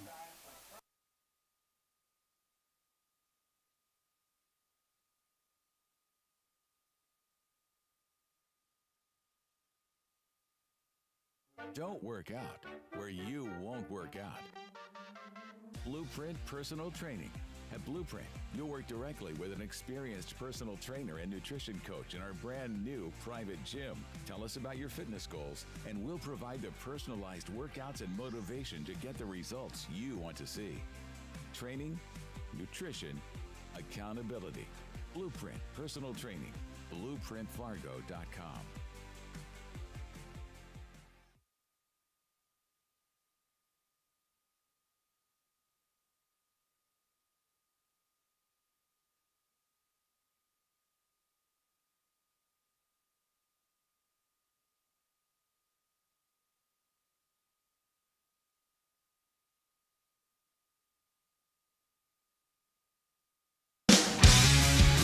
Back into action. snap is back for Jet Feeney. Looks to the end zone, and he throws it low, and there's another penalty flag. Hands to the helmet indicate that Sauk Rapids will be found guilty, as that penalty against Carter Reedman will help the cause as far as Moorhead is concerned. Yeah, they're going to call him for a little bit of a late hit, I think. Oh, they called pass interference, Larry. That's an automatic first down. And so the chains have been moved, will be moved. The yard marker will indicate the change. And they come back out, and from the spot, or from the line of scrimmage, they'll mark it off from there. So they'll have to go half the distance. Oh, it didn't get enough for the first down because it's half the distance. So it's still fourth down, 4th and 2. My mistake. Clock will start with 8:21 to play. Play is underway here in the third quarter. Jet Feeney. Man in motion. They switch and realign. Here's this handoff back, and this almost untouched. Tay Rich untouched into the end zone for the score. He got some key blocking up front, and it was a wide open area. Yep, they had the two up backs up there. They both came inside, both got on the linebackers, and it was just basically a straight dive play, or an isolation play actually. And you know what? When he sees the goal line, he gets there. He gets there and very adamantly. Yep. So for the point after try, the snap is back and in place. The kick is on its way up, and the kick is good. And so the adventuresome point after tries have been for tonight taken care of. With 8:17 now showing in the third quarter, it's Moorhead 42, Sauk Rapids 7.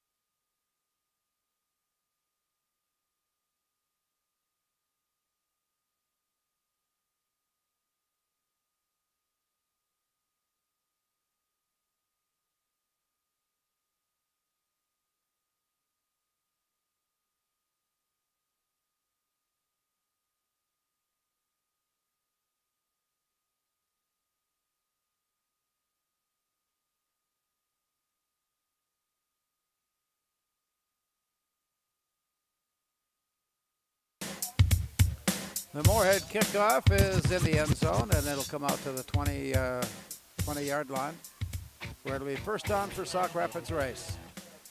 Moorhead now leading at 42-7. Tay Rich coming up with the score in that last play.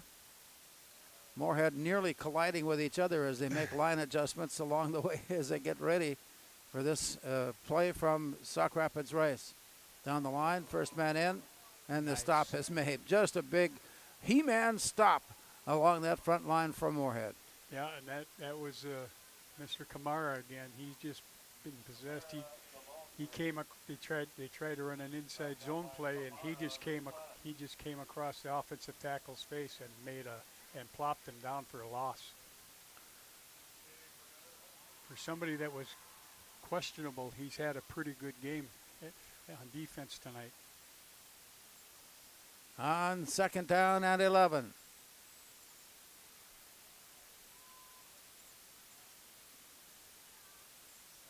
Handoff, run game, stopped.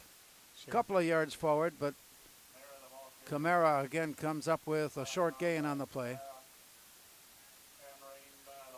Rain Battle comes in to help out on the play. Again, they just tried to run that little inside zone play again, and he again got across the face of the tackle in a hurry and made first contact, and then Rain Battle came in and cleaned up and helped him out. Touching the 7-minute mark here in the third quarter. Wide receivers, 3 to the far side, 1 on the near side. A single man alongside the quarterback, and leaning back to throw it is caught there and then struggled to get his feet underneath him, could not. And Rain Battle will be given credit for the tackle. And it's Fourth down. And it's fourth down. Yeah, tried to run run a little back out of the backfield. You know, he bends back and trying to get it, and Rain did a nice job of following right out of the backfield and dropping for about a yard gain. So that puts the punt team on for Sauk Rapids. And the snap is back, and the kick is low. Takes a true bounce and rolls its way down inside the 45 and down near the 42. I tell you what, Owen Theolgis has got to have somebody sit down and say, you know what, it's okay to let that roll. Just walk away from it. There's 3 Sauk Rapids guys, and then he joins their huddle. Yeah, well, sure, he walks right in there. You think they'd notice? I don't know. That's funny. I was waiting for the ball to take a funny bounce right at him. Yeah. Good field position for the Spuds, Larry. 6:07 to go as the Spuds begin this drive at their own 42. Jet Feeney sends his team out. Oh, wow. See how we can figure the receivers, 1 on the far left side, now 3 on the near side. Double pump up and over the top, looking, and now running. And Jet Feeney is caught with a penalty flag thrown in on the play at the 47-yard line. I think we're going to get a horse collar there this time. He was trying to slide down, and the guy kind of reached out, and I think he pulled him by the shoulder pad, so we're probably going to get a personal foul. Yeah, and that's collar. the call. Yep. That's the call. So that's going to be a big 15 after that. That is a dangerous play, and that's the reason why it has been assessed such yardage as far as a penalty is concerned. You get that hooked up, and you got body parts that are possessed, and you just don't want that kind of thing to happen in order to make a play. Yeah, and you know, they're not doing it on purpose usually. It's just one of those things where that was the most convenient thing to grab. It's sometimes. where it happened. Yep. So after the penalty has been marked off, the ball is resting outside the 35, near the 37, and the Jet Feeney, a quick toss, threw a hard pass. It was right there for his receiver. And we've seen that pass play has been wide open for Feeney throughout the evening, but that time it slipped away, and Yanni, the tight end, Bowden Yanni, had it come off his shoulder pads incomplete. Yeah, it just got there too fast for him, and that's just a little tight end pop pass that they put in between the linebacker and the safety, and it just got there almost in too much of a hurry for him. So it's brought back, and it's second down. Receivers, 2 to the far left side and looking upfield. 2 on the near side, short side of the field. Hand off. Oh, my. Carson. He was wide open. And inside the 20-yard line it goes. May have touched down at the 21. But a nice burst through the line of scrimmage to mark it up for the Spuds. Yeah, just straight dive play, basically. There was no blocking back or anything, and it just broke. And Carson Heinz was at full speed when he hit the line of scrimmage, Larry, and get the first down. And their safety was fortunate to come over the top and make that tackle, because I thought he was going to be gone. Little over 5 minutes now showing in the third quarter. Moorhead has put themselves in position to improve on a 42-7 count. Wide receivers, 2 to the left side, 1 on the near right, back to pass and looking. Knocked away at the line of scrimmage. So that will go as an incomplete pass and bring up second down. Yeah, I don't think David Mack and Mr. Feeney were on the same page. Mack ran a hitch route, and young Mr. Feeney was trying to throw the slant, and the ball went right down to the ground because there was nobody else there. So they'll reload, reset it up. Moorhead moving left to right. Ball is in the middle of the field. And by that I mean between the hash marks. And they go slamming it off the right side. Heinz, second carry on this drive for Carson Heinz. And it brings up third down. Still 4 yards needed. Yep, and again, just running the straight dive play that time, and he's trying to pick the hole and got what he couldn't pick up. He picked up 3 strong yards. And before play gets back underway, the officials step in.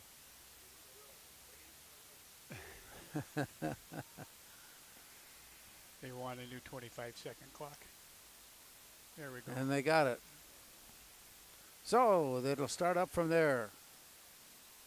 And we'll come up with another penalty that slows the progress that we're making here. They had the receivers took off, and the center hadn't snapped the ball yet, so they're False start. false start. That'll cost Moorhead 5. So it should give us about 3rd and 10. The line to gain is the 12-yard line. Line of scrimmage, the 22.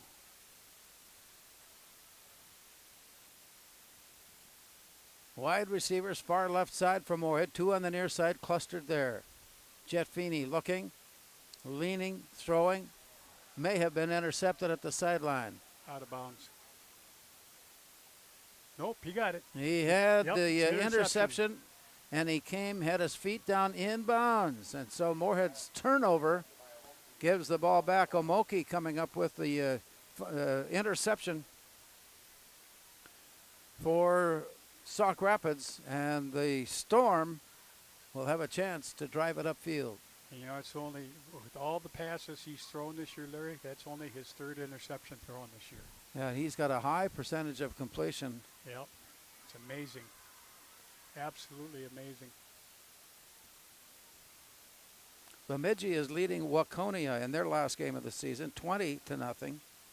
Elk River still leading Alexandria, 38-20 is the count on that one. And so we'll try to keep up to date on all the scores along the way as we are nearing the postseason. And that time of year when everything is so much bigger and so much more interesting and so much more like fun. And they're going to try to get him in as many plays as they can. Just tried to run a sweep that time, and they picked up 6 yards. Brainerd in their game over St. Francis. Brainerd 39, St. Francis 14. Wow. So Brainerd maybe flexing their muscles a little bit heading into the playoffs. Back and looking, toss on the near side, nothing open up the middle, comes back to the near side. Spuds are there in a threesome to make the tackle. Tight end. Yeah, Winkleman just ran right out of Moore's book, ran that hitch route. He threw the ball out there perfect time and got the first down. So the chains have been moved and put in place. We're closing in on 3 minutes to go. Moorhead sends its receivers wide out to the far side, 2 on the near left side. Man in motion, Pepin. Back to pass and looking. Quick toss, high in the air. Ran into his own player, slowed him down, still managed to grind it out for a couple of yards upfield. And the play there by Hudson Amoki. Tay Rich comes up with the stop at Amoki. Good, strong running, good, strong play at the 33. And I don't think Kate Almendinger realized that they were running middle screen. He ran right past the receiver there. He could have made the tackle for a loss, and he didn't see him. Back to pass and looking. There's the play there, and the Spuds are right there to make the stop. Right at the first down marker. From here it appears it is. And yep, I got it. And with the interception and then the tackle into first down. And with that, the clock will get ready to run again as we're closing in on 2:15 to go. Back to pass and looking. Looking, soft touch. And the ball, softly thrown, was not caught. It was available, but just could not be. Mason Sobransky had it on his fingertips, and as he made that first step, it dislodged and came away no good. Yeah, they tried to run that little middle screen again that time. Jonah Horan actually made him miss it because he was there to look like he was going to pick it off, and the guy just kind of batted the ball down because he couldn't get back to it. So nice play by Jonah, actually. Along the near sideline, an adjustment in the play as they bring one corner from the far side back to the near side, add one to the line of scrimmage. And here's the play to the far side, and the Spuds are there to make the stop behind the line of scrimmage. Jonah Horan comes up with another tackle. He's going to have a big balance on his ledger by the end of tonight. Yeah, he is. And again, they just tried to run the basically quarterback sweep, and Jonah just got outside and dropped him for about a 2-yard loss. He did a nice job of getting off the block of the pulling guard and clutching up the quarterback for a nice loss. In the shotgun formation. A quick look at the sideline before running the play. A change of the play call at the center. Now the running back also adjusts. Back to pass and looking. Flushed out of the pocket and looking. Trying to reach that first down marker, but comes up short. Crossed over the 35 and up near the 36. But yep, they flushed him out of the pocket, and Cade Allmendinger made sure that he didn't get any extra yards and actually lost another yard. Nice job by Cade. So back in punt formation now. It appeared as though he had been able to pick up enough yardage to get past the original line of scrimmage, but not quite that, and so here's the kick. Oh, boy. I'll let this one go to the sideline and out of bounds. Guess who was in the pursuit of that rolling football? Number 2. Number 2 was on his way over there. Someone suggested that perhaps he stay away, and he took off in a different direction. And so that puts us down at the 1:05 mark here in the third quarter.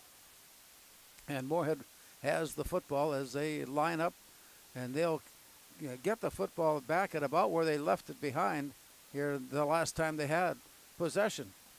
And that's at their own 37 with receivers wide out to the far side, 3 receivers on the near side plus quarterback Jet Feeney.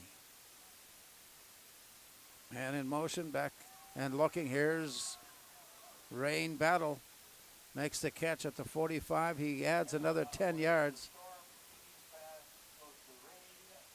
Rain Battle coming up with the reception. And he's got enough for the first down, and we're got a minute left in the quarter before we switch ends of the field. Yep, just ran a little in route by Rain that time. Went up 5, came straight in. And, of course, he finds a seam, and he runs so strong and picked up the big first down. 2 to the left, 2 to the 3 to the near right side. Here's another nice hole opened up. And to the outside, getting away. And he slipped out of another tackle at the 35, goes down inside the 30. And they will mark the line of scrimmage at the 28. Yep, straight dive play for Carson Heinz again. And I tell you, the offensive line's really coming out the ball there. And he was at the second level before Sauk Rapids could even adjust to it. Moorhead does not need to run a play with the amount of play clock time available, so they've come to the sideline. Sauk Rapids Rice, taking a note of that as well, has headed off to the far sideline, and we have come to the end of the third quarter.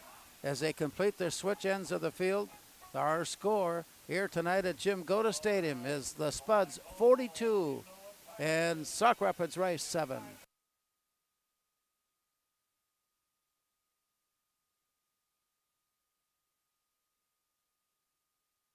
Before I became a real boy, life was easy. I just sat there doing sandwich stuff. But being alive is so hard. So if you don't want to get up to get a sandwich, you shouldn't have to.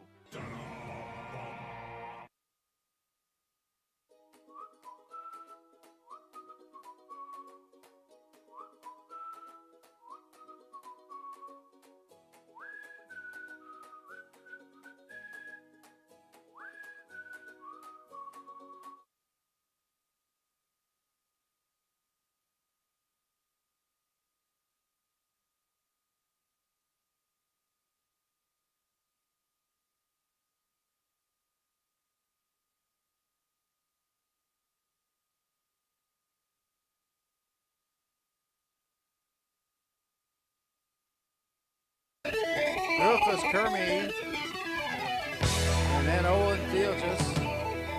And the Spuds have it second down at the Sauk Rapids 24-yard line. Yep, he was the lone receiver on the short side here. Just ran a hitch route, picked up 5 yards. That's all they can ask for. So we have gone to a running time situation here. 35-point difference between the two teams in the fourth quarter. And there are selected moments where the clock will continue to run. Back to pass and looking at a wide open screen pass there, dancing around to get loose, heading to the sideline, and finally stepping out of bounds. Owen Thiel just coming up with the play. And from there, where did they mark him out? Not quite at the first down, so it's 2nd down and 1. Yeah, 2nd and 1 about. 3rd and 1, actually. And again, just he was kind of like ran out there and stood, looked downfield, nothing there, so he's a safety valve, and he got 4 strong yards. And it is 3rd down and a yard. Well, with game situation as it is, this is a 4-down situation. With still a yard needed, and a quick look. Here's the screen pass set to the near side, and the 1st down is gained. And a nice sprint forward by the Spuds. And Carson Heinz has come on strong here in the 2nd half. Yeah, he has. And that time he came out of the backfield on a flare route. He looked downfield, so threw it to Carson. Carson said, heck, I'll get the 1st down for you. And he did. Rufus Kermey was heading off the field and then sent back on quickly. He'll take his position to the far side, along with Owen Thielges, I believe. And so with that, Jet Feeney turns, hands off, sprinting to the edge.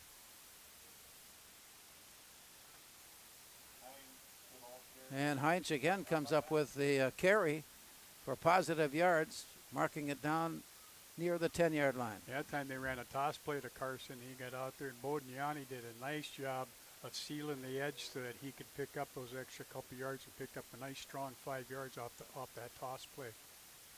Ball resting right at the 11.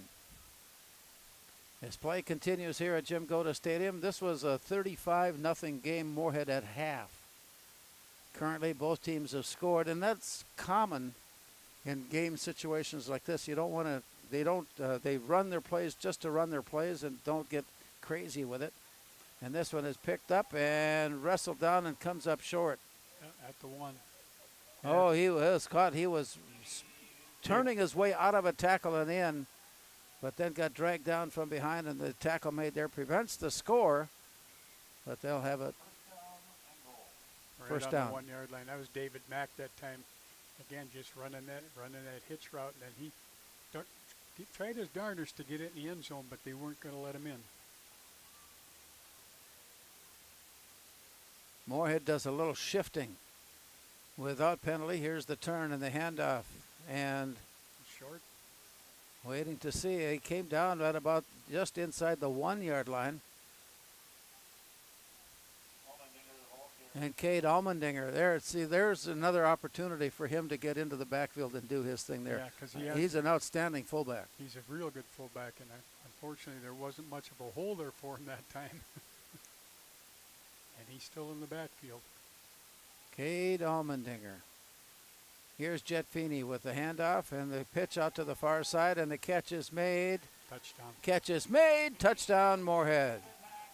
David Mack comes in from the far side and makes the catch and steps across the line for the score. Yeah, they went play action on that one.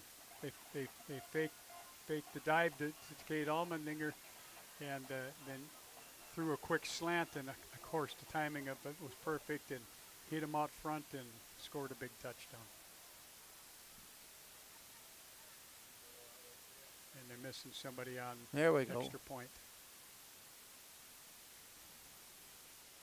So the point after team is now at full strength as they line up for the point after try. Ajar Salih got it. Nails it home, nails it good. 7:43 still to play. Moorhead 49, Sauk Rapids Rice 7.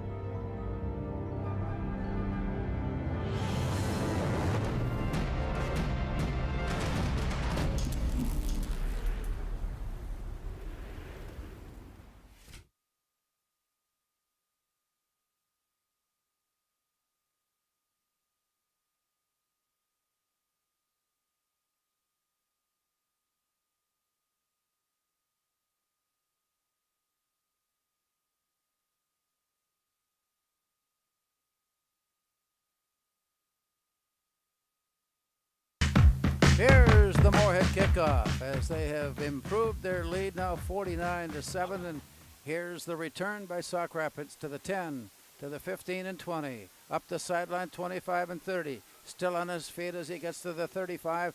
Finally rolled up and rolled over at the 39-yard line. And from there it's first down. That was a nice return. I tell you, it was kind of one of those weird bobbling, bumbling kickoffs, and he picked it up, got to the outside, and had about a 32-yard return. That's a nice return by that young man. We'll talk more about that in a minute as Sauk Rapids Rice makes their change along that front line. 2 to the left, 2 to the near right side. A long count before the snap. Turn the handoff. Nice run by Omoki. And from there it has moved upfield. There is Kamara, rather. That was Anthony Kamara. You made the mention during the break is that they, in spite of the score, Sauk Rapids Rice is not backing down. No, not at all. They're coming out. They're playing hard and trying to get after it and get better. And now they're offside. Somebody forgot the count. And we got all kinds of new players in it, all new, 11 different new defensive players in. Carson Heinz is playing a linebacker spot. Austin Hill has checked in, one of the seniors. Arik Zielinski's playing one corner. 14, Austin Hill's playing the defensive end. So we got a lot of new names to learn here. In a hurry. In a hurry. Wide receivers, 2 to the far left side, 1 near side. Second down and 15. Back and looking. Hand off. Kamara. That stood up and wrestled down at the 45.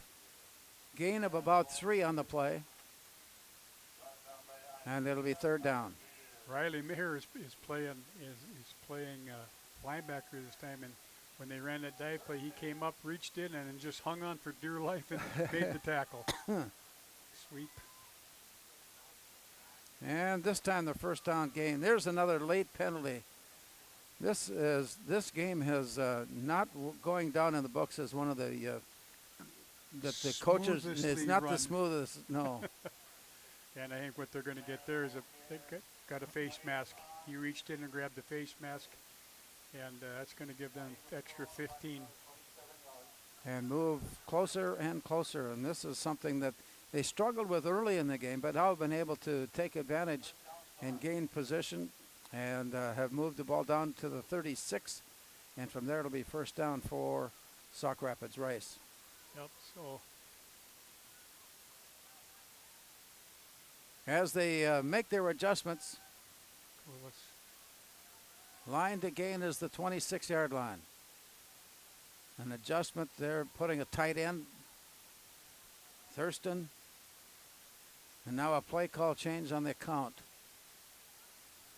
Back to pass, looking up and over the top. This one's on a rainbow pass. Oh, boy. And another penalty flag. He was holding them the whole way down the field. Arik Zielinski's playing that corner, and the guy ran out and up a little bit, and he just grabbed him by the jersey and wasn't going to let him go. And you know what? That's better than letting him score. The coaches will tell him that. Absolutely. But that's going to be another 15 yards marked off against the Spuds. Yeah, and it will be first down again. Yep, 30 free yards in 2 plays. That's a good offense.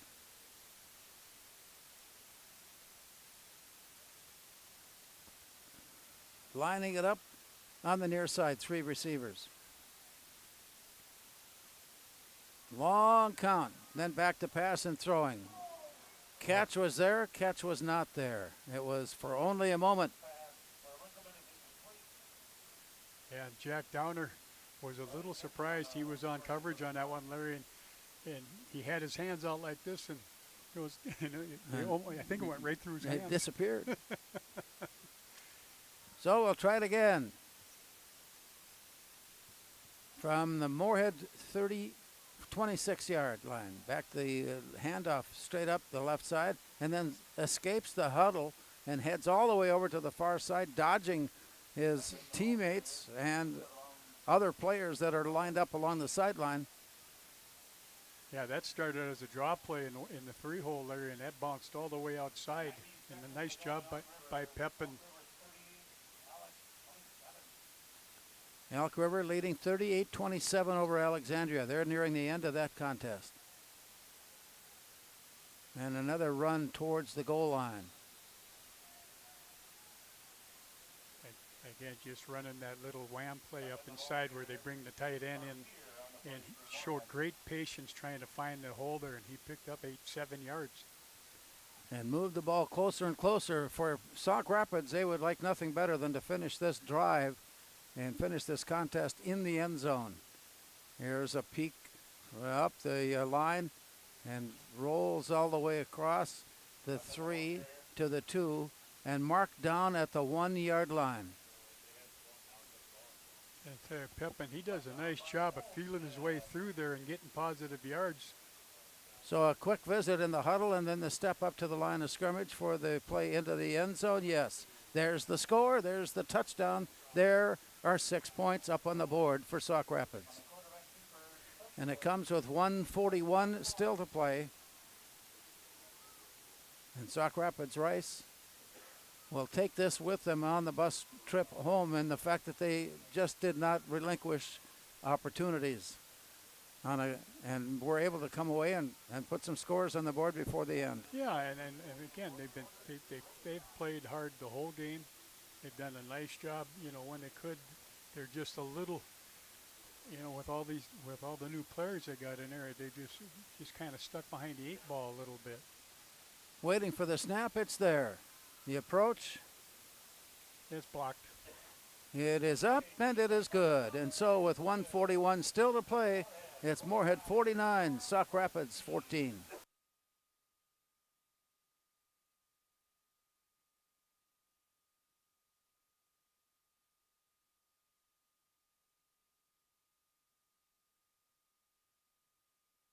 Natural talent, physical gifts, training advantages.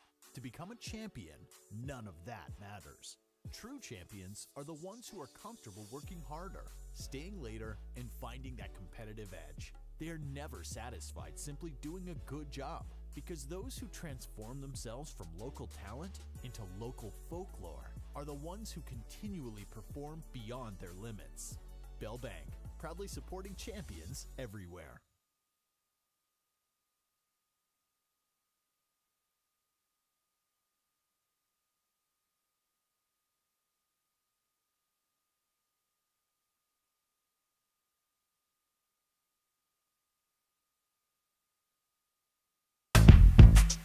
Well, after the touchdown, the kickoff.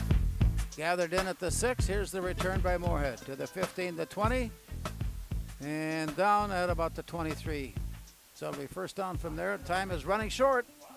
A minute and a half remaining here in the regulation as the Spuds had a 35-0 lead at the half, now lead at 49-14 with clock running. Both teams have had a chance and an opportunity to get some players in that have been practicing all year long and waiting for opportunities. Yep. To be sure, they would like to have those opportunities, maybe with a little bit of a different outcome.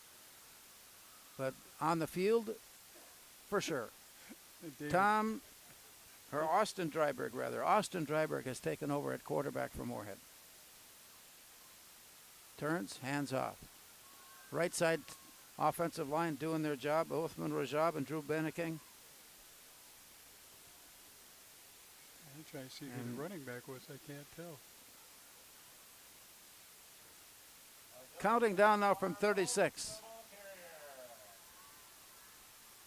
So they got to run one more play before time will no longer be a factor.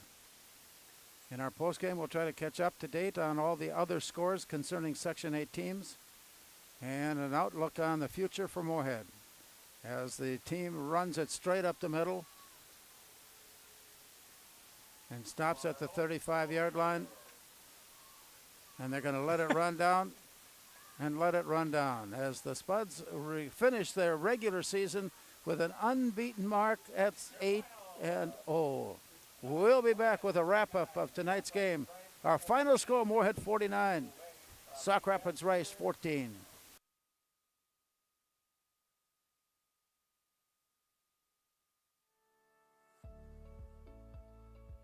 Hi, I'm Dr. Tim Downs, President of Minnesota State University Moorhead.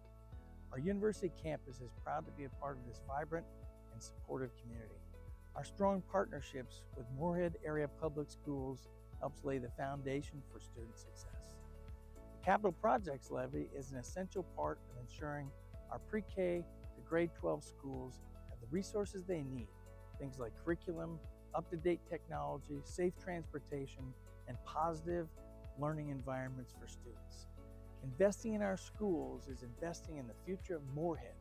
It helps prepare students not only for college, but for the workforce and beyond. When schools thrive, the whole community benefits.